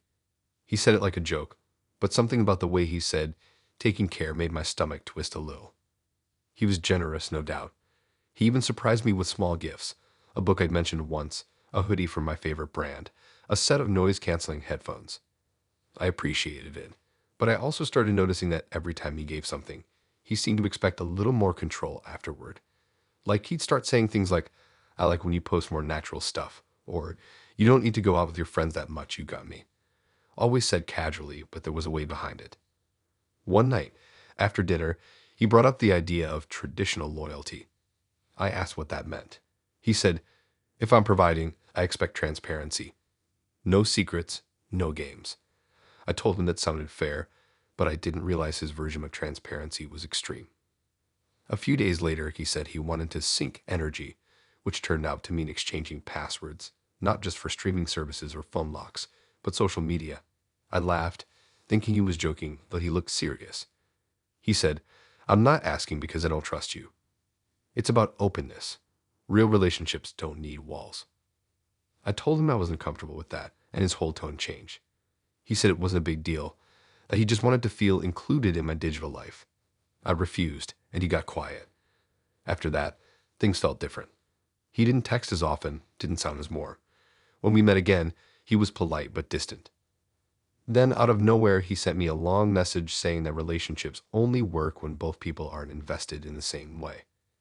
He said he'd put in effort, time, and resources, and he wasn't sure if I valued that properly. I stared at the message, trying to figure out if he actually thought of dating like a transaction. I replied that I appreciated what he'd done, but that paying for stuff didn't mean he had access to my privacy. He said that mindset was modern entitlement. That word stuck with me. Entitlement. He was calling me entitled for not letting him monitor me. I told him that expecting gratitude for basic generosity wasn't chivalry, it was control. He replied, you'll understand when you're with a real man who values structure. We didn't talk for a while after that. I figured it had fizzled out, but then he texted me one night asking to meet up just to talk. Against my better judgment, I went. We met at the same restaurant as our first date. He was calm again, polite, even charming. He apologized for being too intense, said he'd been hurt before and didn't want to repeat mistakes. He talked about trust like it was something he could earn back through logic. I believed him enough to give it another try. For a while, it was fine again. He went back to being sweet, thoughtful, steady. But about 3 weeks later, I noticed something weird. A friend of mine mentioned that someone had viewed all her Instagram stories, every single one, using the account with no profile picture. Which he checked. That account also followed me and all my close friends.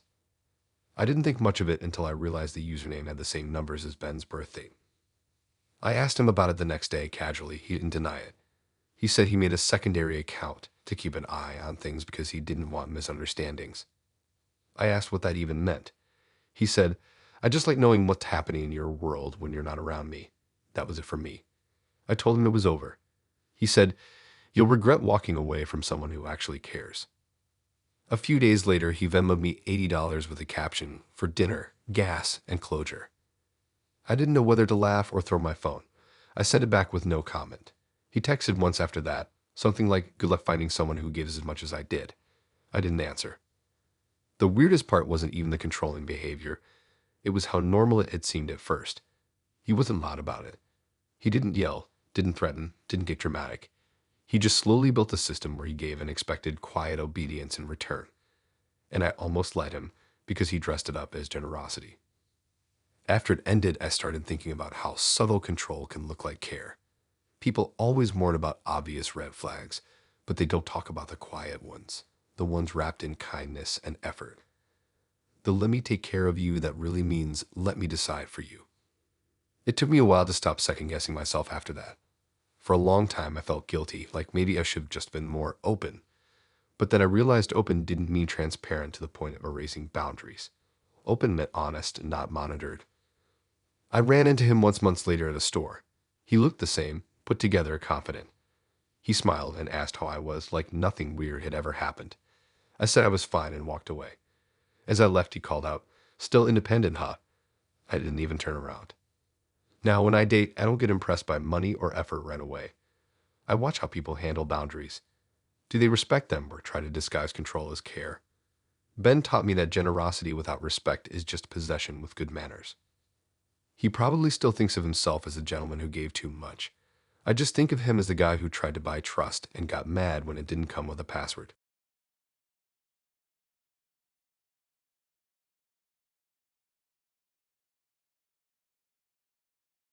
It wasn't sunny or cold, just that kind of in-between weather where everything looks flat.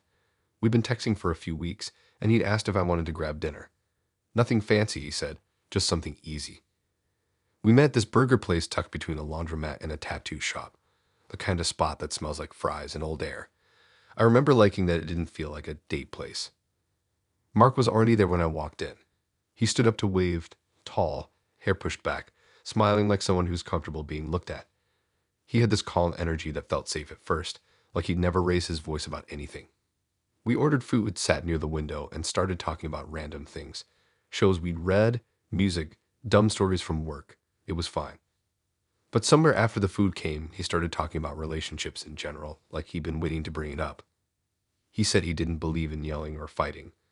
I said that was a good thing, that people should just talk through stuff. He nodded, then added, I don't be talking during conflict either. I laughed, thinking he meant he stayed quiet until things cooled down.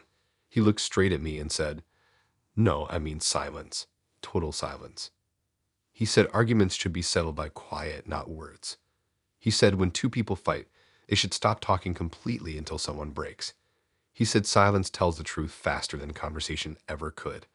I didn't know if he was being deep or weird, so I asked what he meant exactly. He said when a couple disagrees, they shouldn't argue. They should go silent. No texts, no calls, no talking in person. Just silence until one person gives in. He said the one who breaks first is the one who cares more, so it's a fair way to solve problems. He said that's how he measures love. It was one of those moments where you're not sure if you should laugh or leave.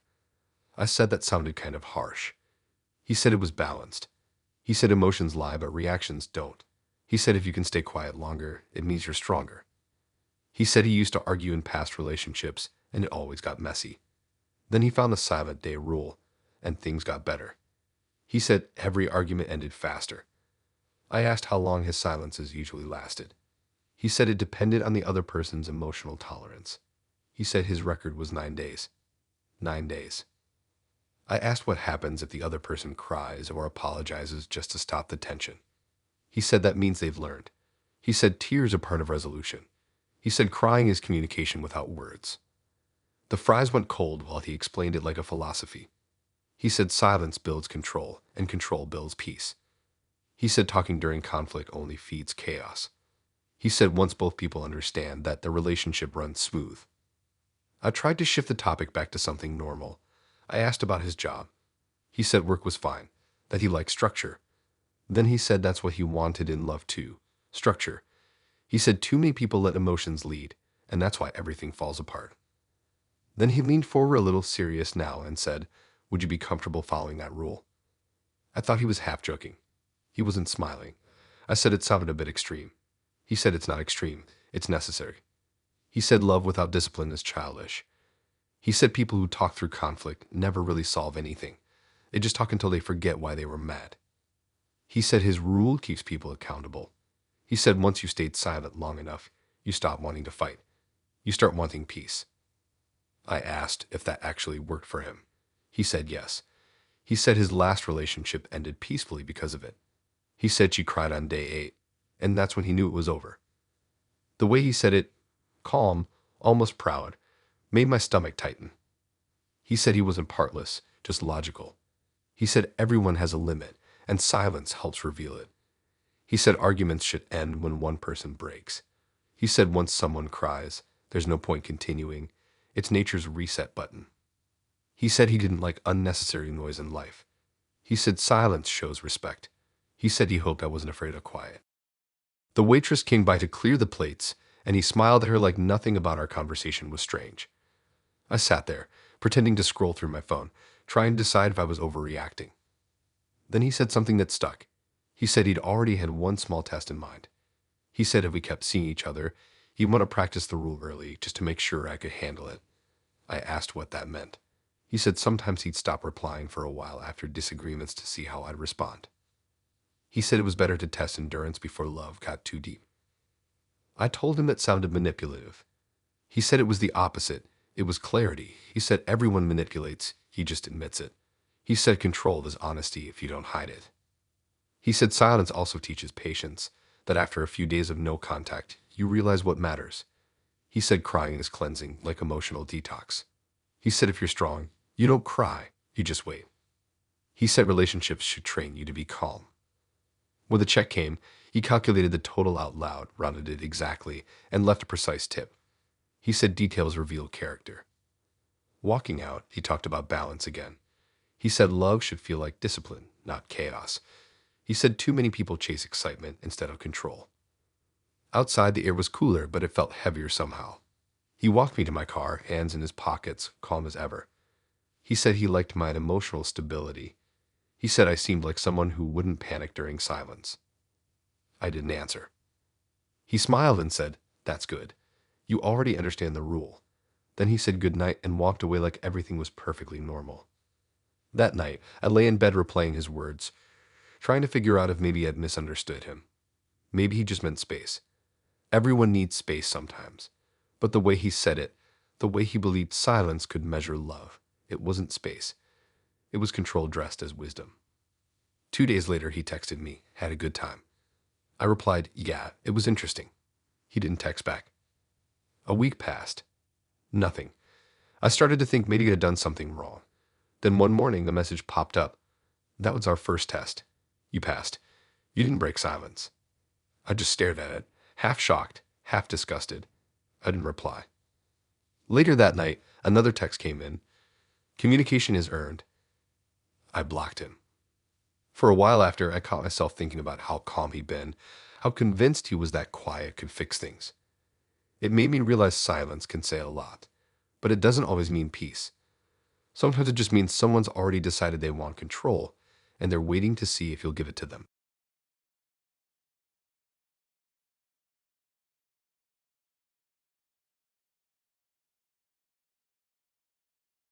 I met Lauren on a Tuesday night when the app randomly suggested her after I'd already decided I wasn't going to swipe anymore. Her pictures were simple, no filters, no poses that screamed, "I'm too cool for this." She had this soft smile in everyone, like she wasn't trying to impress anyone. Her bio said she wanted something real and serious, which usually makes me roll my eyes, but something about her tone felt genuine. I swiped right, expecting nothing, and we matched immediately. She messaged first, not with a cheesy opener, but with, "Do you believe in timing?" I told her I believed in bad timing more than good, and she said that was honest enough. We started talking from there. She wasn't overly flirty, but she was curious. She asked about my day, my goals, my childhood even. It didn't feel like prying, though. It felt like she actually cared. She told me she was a writer working on a book about communication and relationships, which made sense because she spoke like every sentence mattered. Our first date was simple. She picked a quiet bar that played jazz, and the lighting was low enough that it made everyone look slightly mysterious. We talked for hours. She told me she used to think love was about chemistry until she realized it was about consistency. I remember nodding like I understood, but honestly, I just liked listening to her talk. She was calm but intense, the kind of person who made you slow down without asking. After that, we started seeing each other every few days. She wasn't hard to read like most people. She was steady, direct. She'd say what she felt, good or bad. She texted good morning every day and checked in before bed, which made her feel reliable. I remember thinking it was rare to find someone that emotionally tuned in. On our third date, she invited me to her apartment for dinner. She lived in a clean, warm space that smelled like vanilla and coffee. Books stacked on the table, candles everywhere, half-finished notes on the fridge. She cooked pasta while talking about her work and how she wanted to write something honest. After dinner, she asked if I believed people could heal together. I said yeah. I thought it's kind of the point of love. She smiled and said that's exactly what she wanted too. It was all going great until our fourth date. She invited me over again, but this time she seemed more serious. She said she wanted to talk about something before things went further. I thought maybe she was about to tell me she didn't want to keep seeing me. Instead, she told me she was married. I just stared at her. She said it quickly, like ripping off a bandage. She explained that her marriage wasn't traditional, that her husband knew about me, and that they were working through things in therapy. Apparently, part of their therapy involved her being open to emotional connection outside the marriage to explore trust dynamics.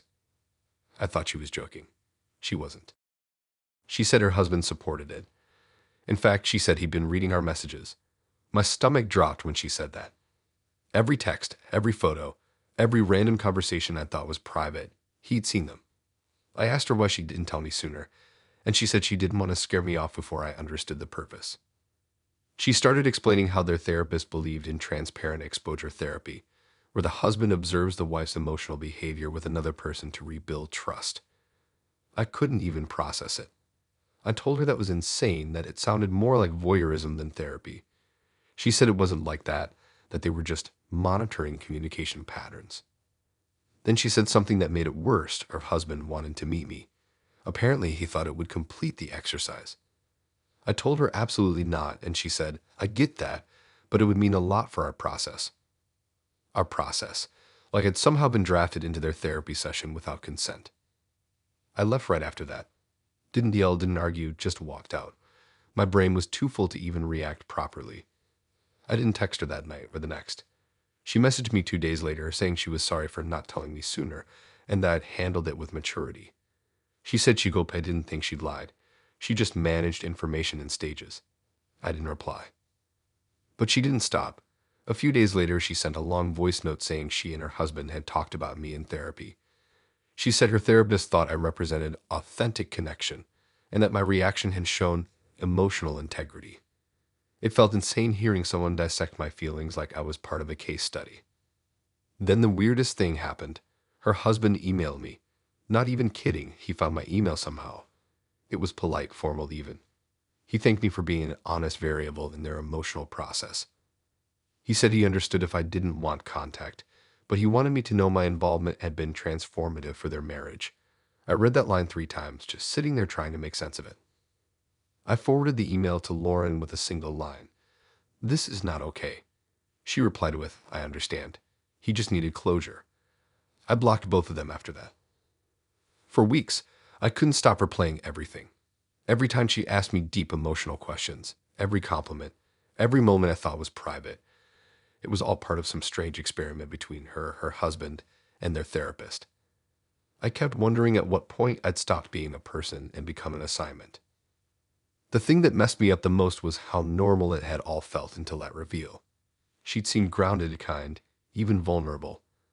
I never would have guessed that everything she said was being analyzed in real time by 2 other people. It made me rethink what privacy even meant. A friend of mine who's into psychology said it sounded like consensual non-monogamy gone wrong. But I wasn't the one who consented. That's the part people don't get. When someone decides you're part of their healing without asking, it's not therapy. It's manipulation with paperwork. Months later, I got curious and looked her up online. She posted a blog entry titled Healing Through Witness. It was about how third-party empathy had helped her rebuild her marriage. She didn't use my name, but the details were there. The bookstore date, the pasta dinner, the unexpected exit. Reading it felt like being ghosted by reality itself. I was both invisible and exposed at the same time. After that, I deleted all the dating apps again. Not out of bitterness, just fatigue. Every new match started to feel like an invitation to someone's project instead of a connection. I couldn't shake the feeling that someone somewhere was watching. It took a while to start dating again. When I did, I found myself setting boundaries early, too early, probably. I'd say things like, I don't do secrets, but I don't do surveillance of either. Most people just laughed. A few understood. One girl asked if I was overthinking it. Maybe I was. But I figured once you've unknowingly been part of someone's therapy homework, you earn the right to overthink. The strangest part, I don't think Lauren ever meant harm. She really believed what she was doing was healing. That's what made it so confusing. Her version of love was just different. Clinical, structured, externalized. She needed witnesses to believe it was real. Every now and then, I wonder how her marriage turned out. Maybe the experiment worked. Maybe they're happier now, writing about closure and growth. I don't even feel angry anymore, just weirdly detached, like it happened to someone else.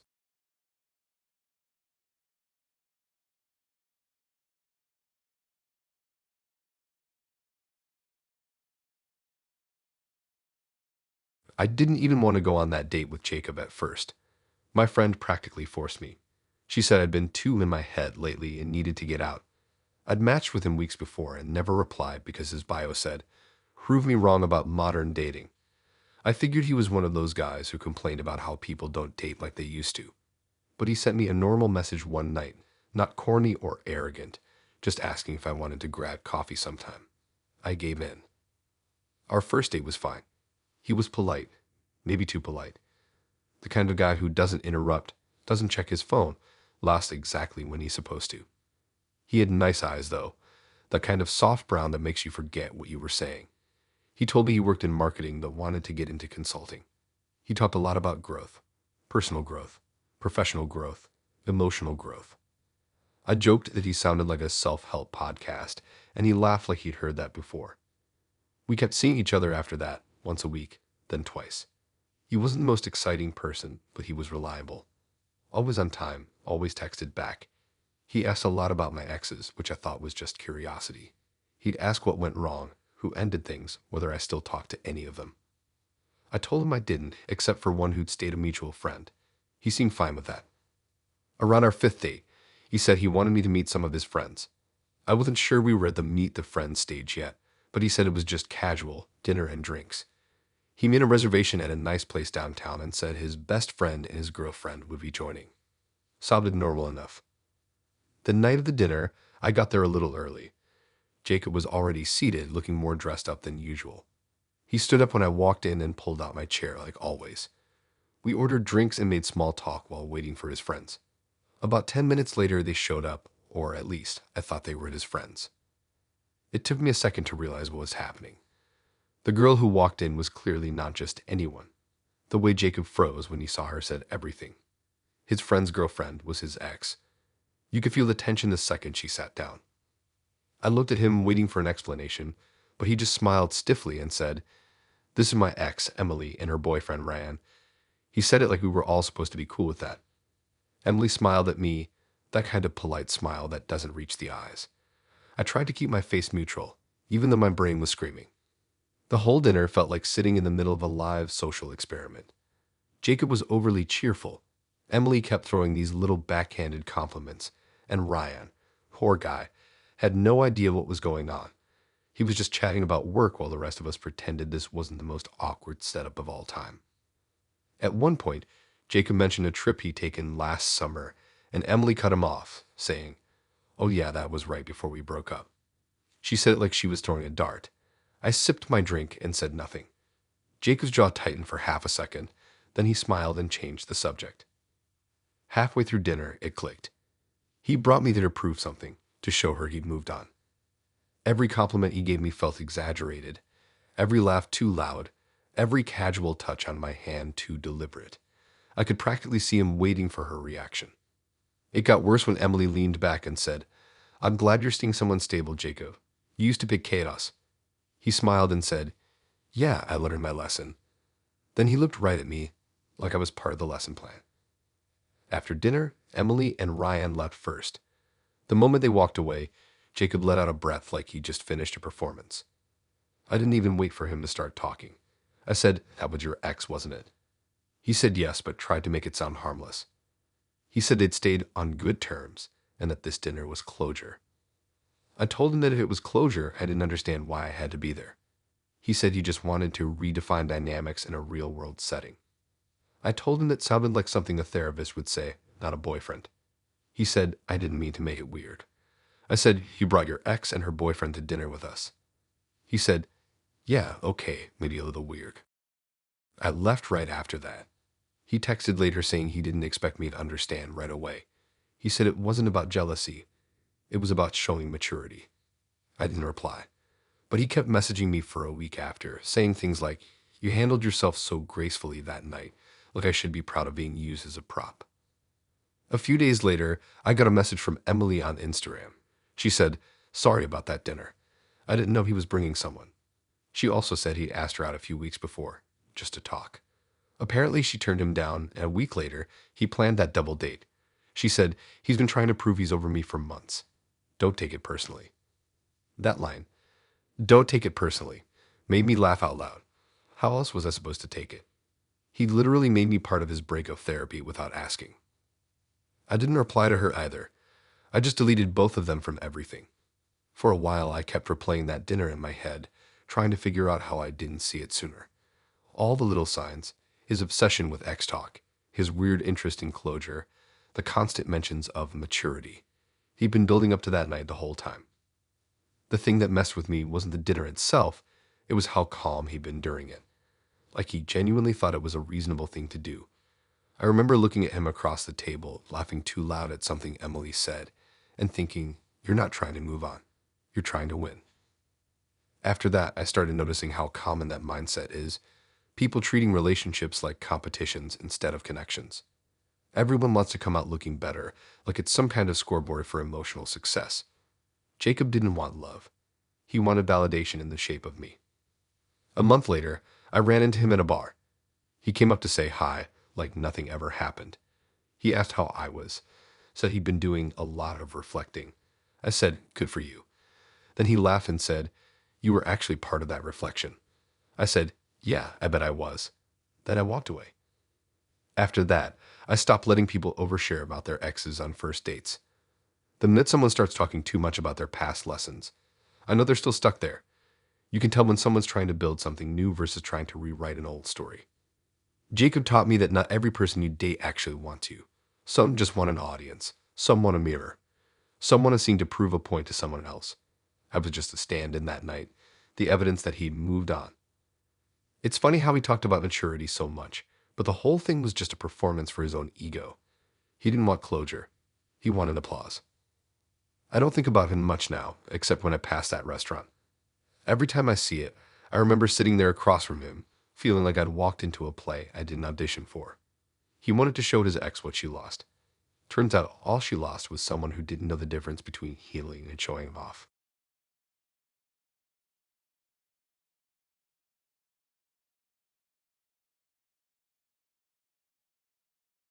The day I met Megan was hotter than it should have been for spring. The kind of heat that sticks to your back even in the shade. She picked this small ice cream shop downtown. Pastel colors, old wooden stools, everything smelling like sugar and melted cones. I remember thinking it was a nice change from bars and loud restaurants. Something about ice cream just makes a date feel lighter. She was already inside when I got there, leaning against the counter, phone in hand. She looked casual, tank top, jeans, hair tied back, sunglasses resting on her head. She waved, big smile, like we'd known each other for a while. I liked that energy. It felt easy. We ordered me chocolate chip or something fancy with pistachios and caramel and sat by the window. The first few minutes were good. She told a story about her roommate accidentally microwaving metal and almost setting the kitchen on fire. I laughed. She had this quick, sharp way of talking that made everything sound like a punchline. It was nice and normal. Then she started asking about practical stuff. Not in a weird way at first, just casual questions. What kind of place I live in, whether I rent or own, how often I cook. I told her I liked keeping things simple, didn't need much.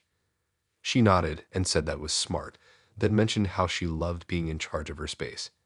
She said she couldn't stand disorganization. I agreed.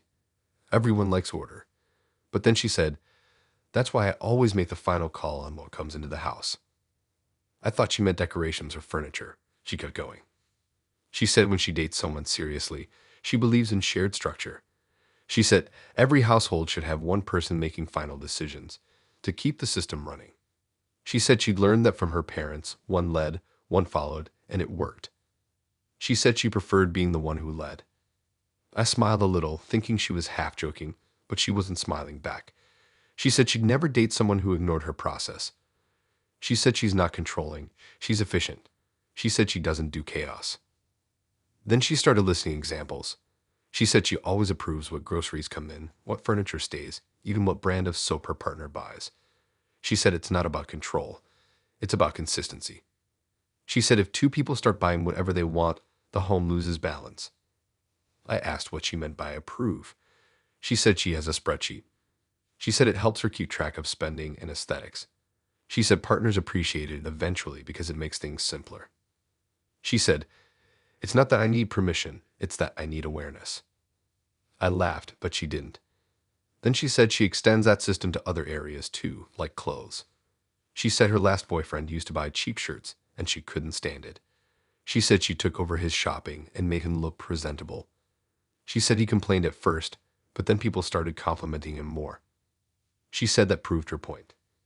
I remember stirring my ice cream, watching it melt, thinking she probably didn't realize how intense she sounded. But she kept going.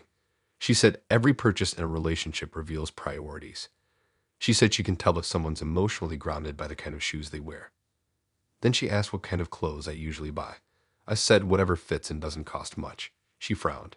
She said cheap clothes reflect poor self-discipline.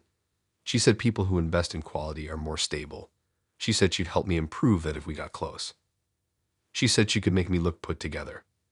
She talked about finances next. She said couples who succeed share everything, except purchasing authority. She said one person should have final review, and she's best at it. She said she's not bossied, just practical. She said she knows how to allocate resources better than most people. I tried to change the topic, asked about her hobbies. She said she likes organizing things.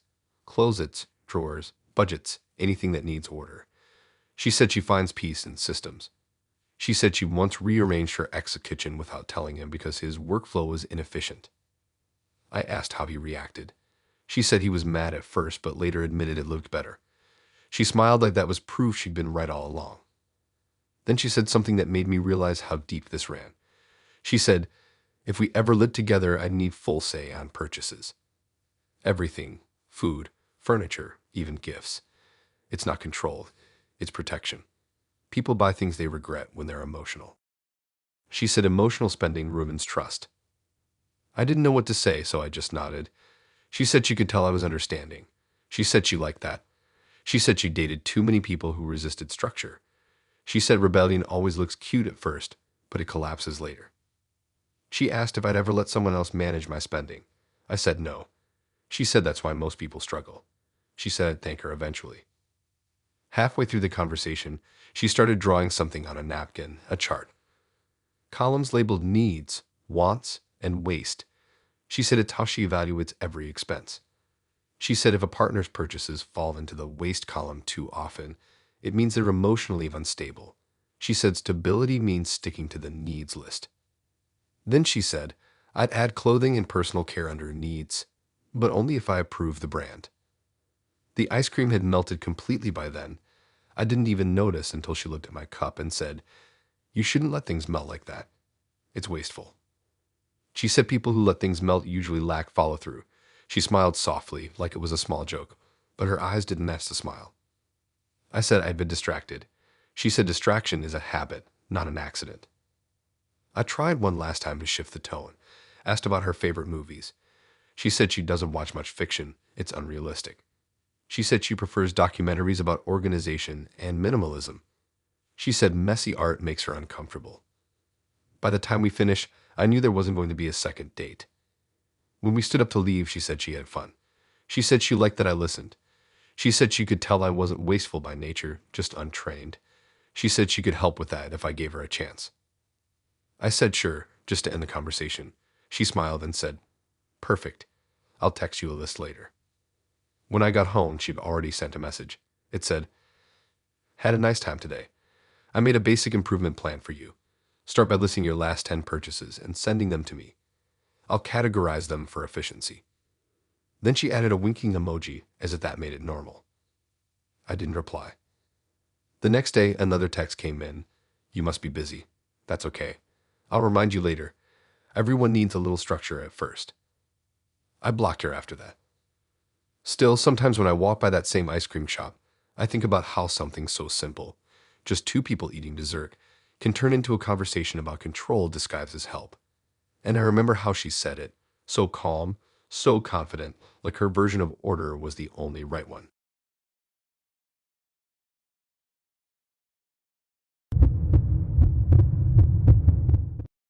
The weird thing about Megan is that I almost didn't notice how strange she was at first.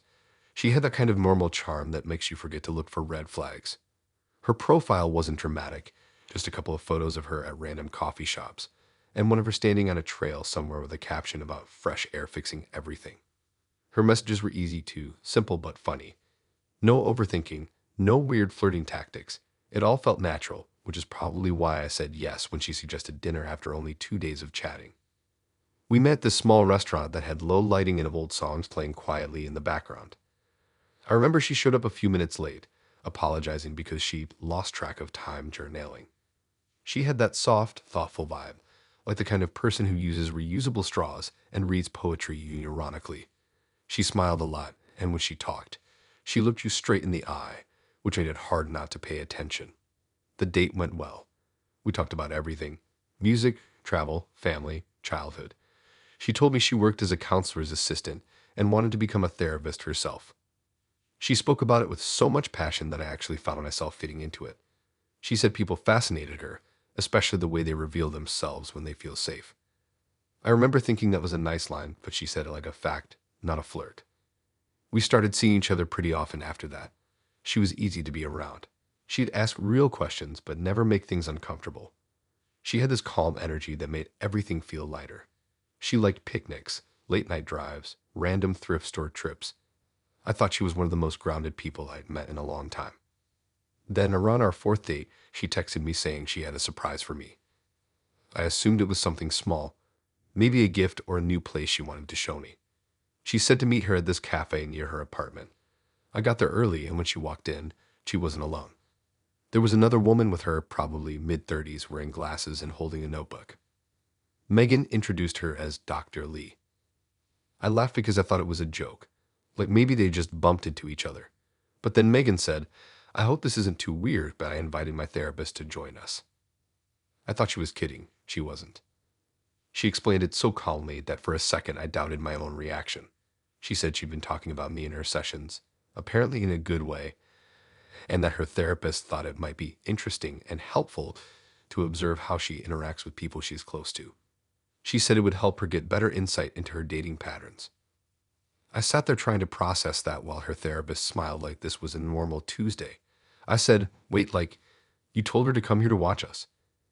Megan nodded and said, "Yeah, but not in a creepy way." That's the exact line she used. Dr. Lee just nodded and said she wouldn't interfere, that she'd just observe quietly and take notes. Megan smiled and said she'd already told her everything about me. I remember thinking, everything. It was surreal. I wanted to walk out, but Megan looked so genuinely calm about it that I stayed, partly out of disbelief. So there we were, 3 people sitting at a table, pretending this was a normal date. Megan kept chatting like nothing was strange. She asked me questions about work, about my family, about how I handle stress. Meanwhile, Dr. Lee was literally jotting things down in her notebook between bites of salad. At one point, Megan turned to her and asked, "So what do you think about our communication so far?" That's when I realized this wasn't spontaneous. She planned the whole thing. Dr. Lee said, "I think you both seem comfortable, but I noticed some guardedness from him." I wanted to say, yeah, probably because I'm being analyzed over dinner, but I just nodded and tried to smile.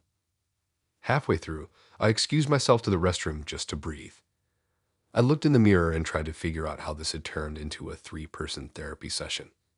I texted my friend, "You won't believe what's happening," but didn't even bother explaining. When I came back, Megan was showing Dr. Lee a photo of us from our second date, saying, "This was when I realized he's more emotionally present than I thought." I lasted another 20 minutes before I politely said I had to go. Megan looked disappointed, and Dr. Lee said it was good that I expressed boundaries. I didn't know whether to laugh or cry.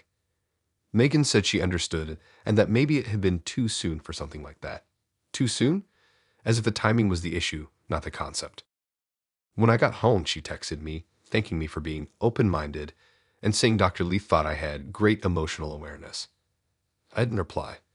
The next day, she sent a follow-up message apologizing if it made me uncomfortable.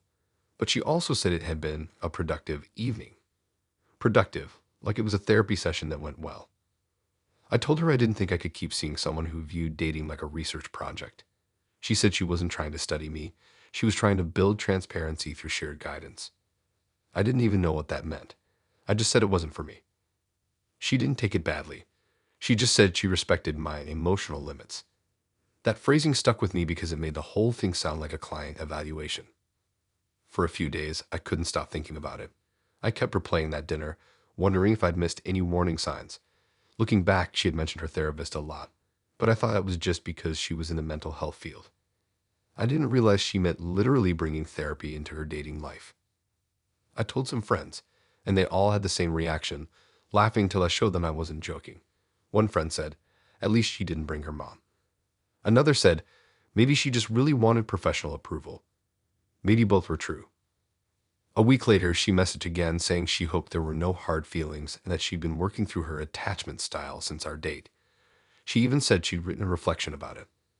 Out of curiosity, I asked what she learned. She replied, I sometimes blur emotional intimacy with observational comfort. I didn't respond. I figured if she was diagnosing herself, she didn't need me to add anything. After that, I didn't hear from her again, but I couldn't shake how clinical the whole thing felt. Like love had become something to document instead of feel. Every question she asked on our earlier dates suddenly took on a new meaning. Each one was a prompt, not curiosity. It's funny now in a dark kind of way. When people talk about bringing baggage into relationships, they usually mean insecurities or trust issues. Megan brought an actual therapist, and not metaphorically, literally. I started noticing after that how many people on dating apps mention therapy in their bios now. In therapy, working on myself, emotionally aware. It's almost trendy. But Megan made me realize there's a line between awareness and obsession. Awareness is knowing your patterns. Obsession is dragging your therapist to dinner to witness them live. I guess she was trying to shortcut vulnerability, like if she could get professional feedback early, she'd save herself pain later. But connection doesn't work like that. You can't audit emotions like a report.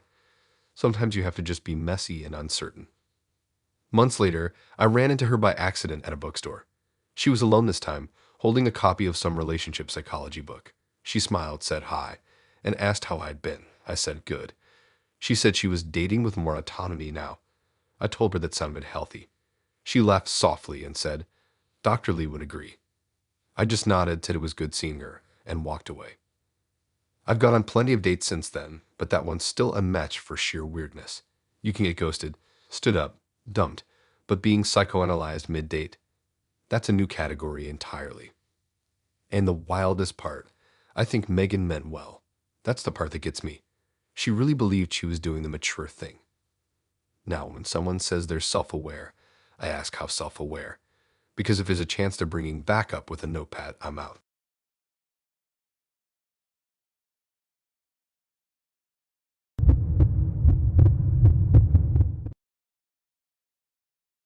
It's weird how something can start off so normal and still end up being the kind of night that sticks in your head for all the wrong reasons. Laura was the one who picked the restaurant. This small place by the water with paper lanterns strung above the patio and music that was just loud enough to make silence impossible.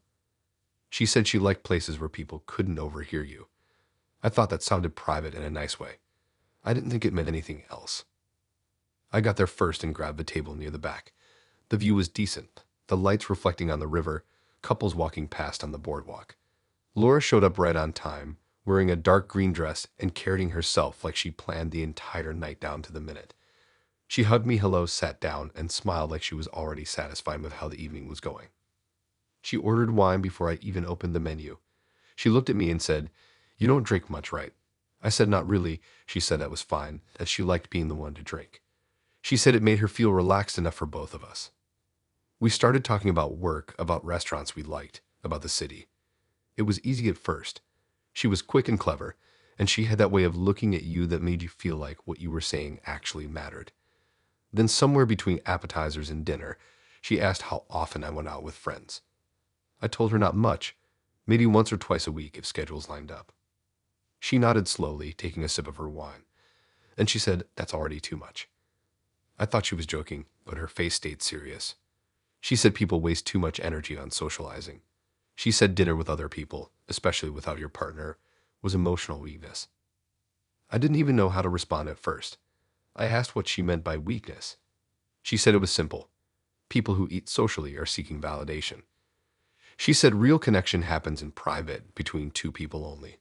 She said group meals, happy hours, and family dinners were just distractions. She said when you let others feed you, literally or emotionally, you're splitting your loyalty. I laughed awkwardly and said that sounded extreme. She tilted her head and said, Is it though? Think about it. Every time you eat with someone else, you're giving them a piece of your routine, your rhythm. Why should anyone else get that but me? I didn't have an answer. She said she'd been in relationships before where her partners ate around. She said it disgusted her. She said food connects people too deeply to share it casually. She said if we ever dated, she'd expect us to eat together exclusively. No meals with coworkers. No grabbing lunch with friends, not even coffee catch-ups. She said shared meals build intimacy, and intimacy should stay sacred. I tried to play it off like an interesting theory, but she wasn't theorizing. She said she lived by that rule. She said it brought peace. She said her last partner didn't understand it at first either, but eventually he admitted it worked. She said after a while, he stopped wanting to eat with anyone else. She said that's how she knew it was real. Then she looked me dead in the eye and said, "Would you be okay with that?" I hesitated. She smiled. She said hesitation meant I wasn't used to commitment. The waiter came with our food, and she used that pause to shift gears. She said people misunderstand boundaries. She said it's not about control. It's about unity. She said the world tries to pull couples apart by pretending independence is healthy. She said dependence, real intentional dependence, is stronger. She said she didn't believe in splitting energy between different people. She said the most loyal relationships are the ones that shut the world out. She said socializing breeds comparison, and comparison breeds discontent. I was quiet for a bit, mostly just processing. She cut her food slowly, precisely, never breaking eye contact for long. I tried changing the topic, asked if she had close friends. She said not really. She said she'd outgrown most of them. She said friendship fades when you understand how shallow it is. She said she preferred one person completely over many people partially. She said groups make people act fake. She said dinner tables are full of lies. People pretending they're happy, pretending they like each other. She said she didn't do that anymore. Then she leaned in a little, elbows on the table, and said, "If I'm with someone, I want to be their only meal companion. That's how you know you're safe." It wasn't the words so much as the way she said them, slow, steady, like a promise and a warning mixed together. I said I liked spending time with my family sometimes, that Sunday dinners were a thing for us. She smiled in that way that wasn't really a smile. She said family dinners are just emotional rehearsals, everyone pretending they still need each other. She said independence means not needing anyone but your partner. She said if we ever got serious, she'd expect that to change. She said love should fill you up so much that no one else can feed you emotionally or literally. It was quiet for a while after that. The restaurant was getting busier, louder. People laughing, forks clinking against plates, all of it blending together. Laura didn't seem to notice. She looked completely calm, sipping her wine, content in her little bubble while the rest of the room moved around us.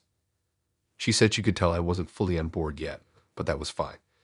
She said people need time to unlearn bad habits. She said she'd be patient, but not forever. When the check came, she didn't let me see it. She just put her card down and said, "My treat. I like investing early." As we walked outside, the air felt cooler but heavy somehow. The lights from the restaurant flickered against the water, and I could hear laughter echoing from somewhere down the boardwalk.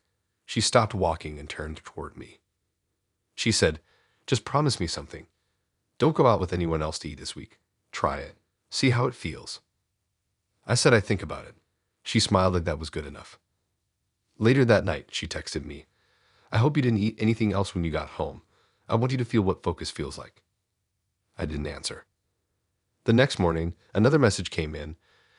"You'll notice how peaceful you feel when you stop sharing meals with other people. I already feel calmer just knowing you're trying." I blocked her number. For days afterward, every time I sat down to eat with friends or family, I caught myself remembering her words. The way she said them, so sure, so gentle, like control disguised as care. And I couldn't stop thinking about how she'd smile when she said, "You'll feel safe once you stop feeding anyone else."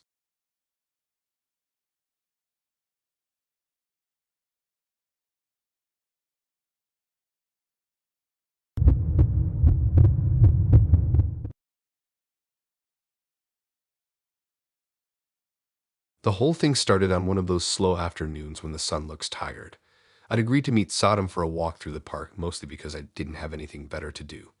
He'd suggested it himself, said he liked being outdoors, said walking helped him think clearer. I figured that sounded normal enough. It wasn't. I got there first.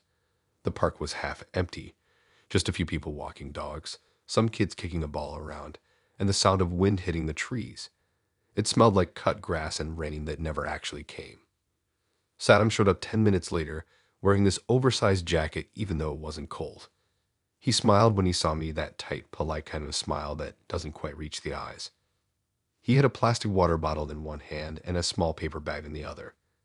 I asked what was in the bag, and he said something special, like he was saving a surprise. I didn't press it. We started walking. At first, it was normal. We talked about random things, the park, the weather, how early it gets dark now. He asked me a lot of questions, too many maybe, but they didn't sound weird at first. Stuff like where I live, what time I usually get home, whether I like sleeping with the window open. I figured he was just trying to keep the conversation going, but his tone was too curious.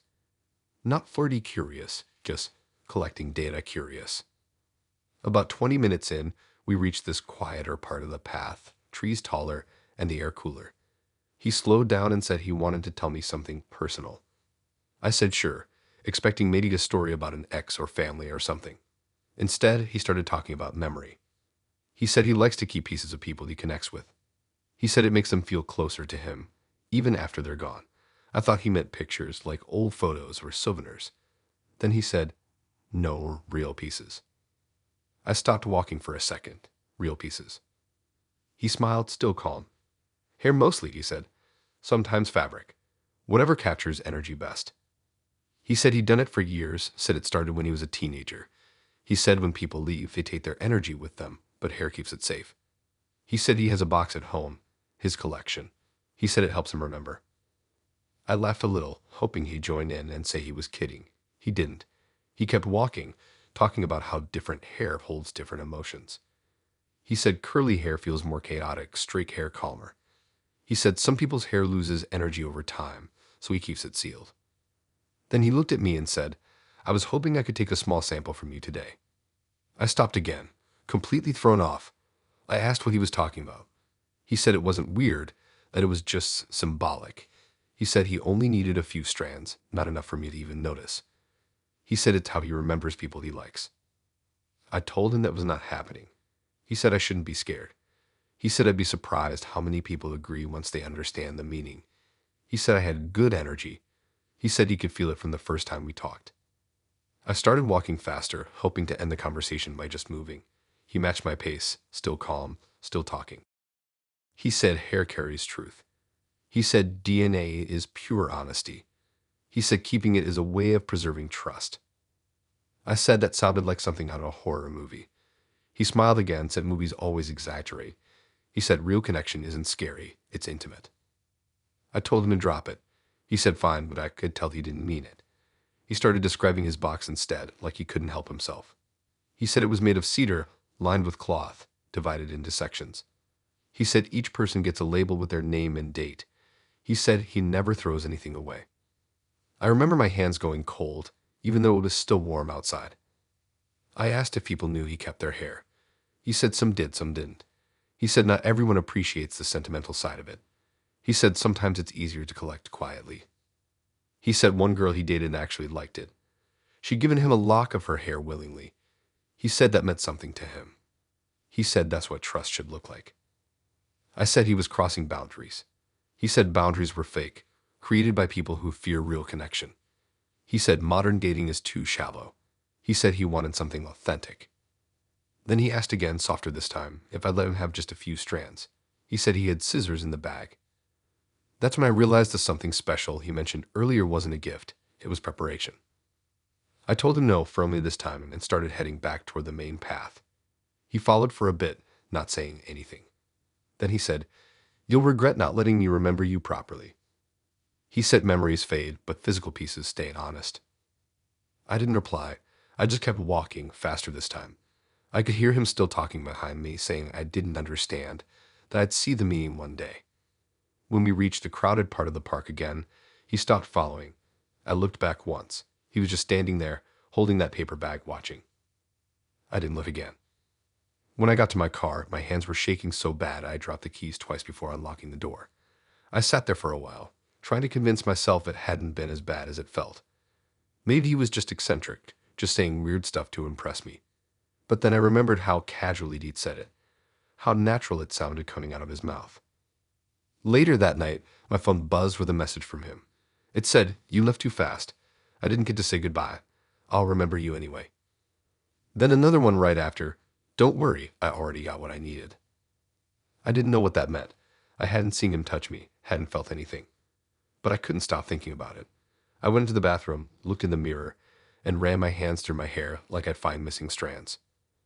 The next morning, he texted again. You shouldn't be scared. I keep things safe. You'll always be part of something meaningful now. I blocked the number immediately. Even after that, it took days before I could walk through that park again. Every time the wind blew through my hair, I thought about his words. How he said, hair holds energy. How he said he'd remember me. And I still catch myself wondering what was in that paper bag.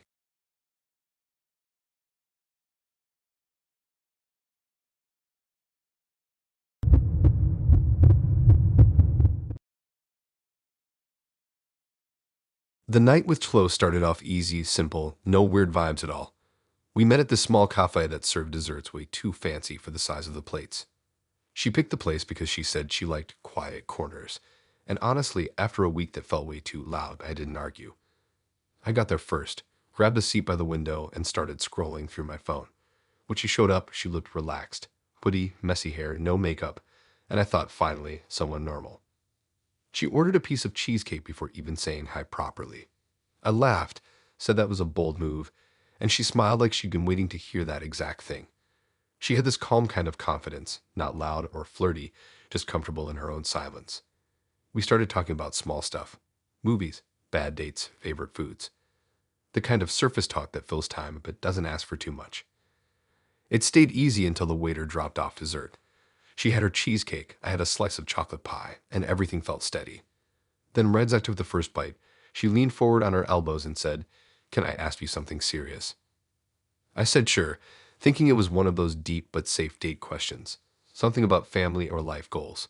Instead, she said, "Do you delete your messages often?" I paused mid-bite. It caught me off guard, but I said no, not really. She nodded like she was analyzing the answer. Then she said, "So your messages are all still there?" I said, "Yeah, most of them." She smiled, took a forkful of cheesecake, and said, "That's good. I like transparency." I didn't think much of it yet. She started asking about apps, Instagram, texting, group chats. She asked if I used disappearing messages. I said sometimes, but not for anything shady, just random stuff. She nodded again. Then she said, "I don't like when people keep secrets digitally. It makes me nervous." I told her I got that. Everyone's been burned by someone lying online, she agreed, said trust was everything. She said she had a rule, total digital honesty. No hiding, no private conversations, no secret accounts. She said she believed love dies in deleted messages. I told her that made sense in theory. She said she didn't just believe it, she lived it. She said she always has access to her partner's messages. I asked what she meant by access. She said she reads them. Not to spy, she said, but to stay connected. I tried to laugh, thinking she was being dramatic, but she wasn't smiling. She said she doesn't believe in privacy between partners. She said people lie most through their phones. She said if someone's serious about her, they wouldn't care if she looked through everything. She said checking messages isn't mistrust. It's maintenance. I didn't say anything for a second. She filled the silence herself, talking fast like she'd explained this before. She said she'd done it in her last relationship, that it actually made things better. She said once she started reading his texts, they stopped fighting as much because she already knew what he was thinking. She said love shouldn't require guessing. I asked if he'd agreed to that. She said he didn't at first, but eventually he understood. She said he got used to it. He even started showing her things before she asked. She said that was real trust. Then she looked me straight in the eye and said, "Would you let me see your messages right now?" I thought she was joking. She wasn't. I said, "Like right now, right now." She nodded, calm as ever, like she asked if I wanted to share fries. I said no, trying to sound casual about it. She tilted her head a little and said, "Why not? If there's nothing to hide, it shouldn't matter." I told her it wasn't about hiding anything. It was about privacy. She smiled, small and slow, like she'd caught me in a lie. She said, "People who say it's about privacy are always hiding something. Trust me, I've tested this." The air between us changed then, quiet, heavy. I pushed my plate away. She didn't look mad, just focused, studying my face like she was watching for tells. She said she didn't mean to make me uncomfortable, that she just believed in building honesty from day one. She said most people lie without realizing it. She said habits of secrecy form fast. She said she just wanted to be sure we started right. I said we'd only known each other for an hour. She said that's exactly when truth matters most. Then she took out her phone, unlocked it, and slid it across the table toward me. She said, "Here, you can look at mine. Everything's open." I didn't touch it. She said, "See? That's how I prove loyalty. No passwords, no barriers." I said I didn't need to see her phone. She smiled wider and said, "Then show me yours. It's only fair." At that point, I wasn't even sure what to say. I told her I didn't like being tested. She said it wasn't a test. It was a foundation. She said, "If we're going to connect, we should remove all middlemen, especially technology." Then she reached her hand out, palm up, waiting for my phone like this was normal. I said, "Chloe, that's not happening." She sighed like I was being dramatic. She said people always say that at first, but she changes their minds eventually. She said it's just fear. She said I'd understand after I saw how peaceful it feels when everything's shared. I said again that no, she wasn't getting my phone. She leaned back, still calm, and said, "It's fine. You'll get there." She finished her cheesecake quietly after that, like nothing had happened. I just sat there waiting for the check. When we left, she bade me goodbye to all smiles again. She said she had a nice time, that she liked how honest I seemed. Then she said, "You'll text me when you get home, right?" I said, "Yeah, sure." She said, "Good. And keep your phone close. I don't like when people go silent for too long." I nodded and got in my car. By the time I got home, she'd already texted, "Just making sure you're not talking to anyone else right now." I didn't reply. 10 minutes later, "You must have gotten distracted." "That's okay. I'll wait." Then another, maybe 20 minutes after that. "You'll see, I just want to make sure no one's wasting time lying to each other. Then, it's better if I have access. Trust me." I blocked her number right then. For a few days, I half expected to see her name pop up from another number, but it didn't. The text stopped. Still, I couldn't shake how steady her voice had been when she asked for my phone. No hesitation, no embarrassment.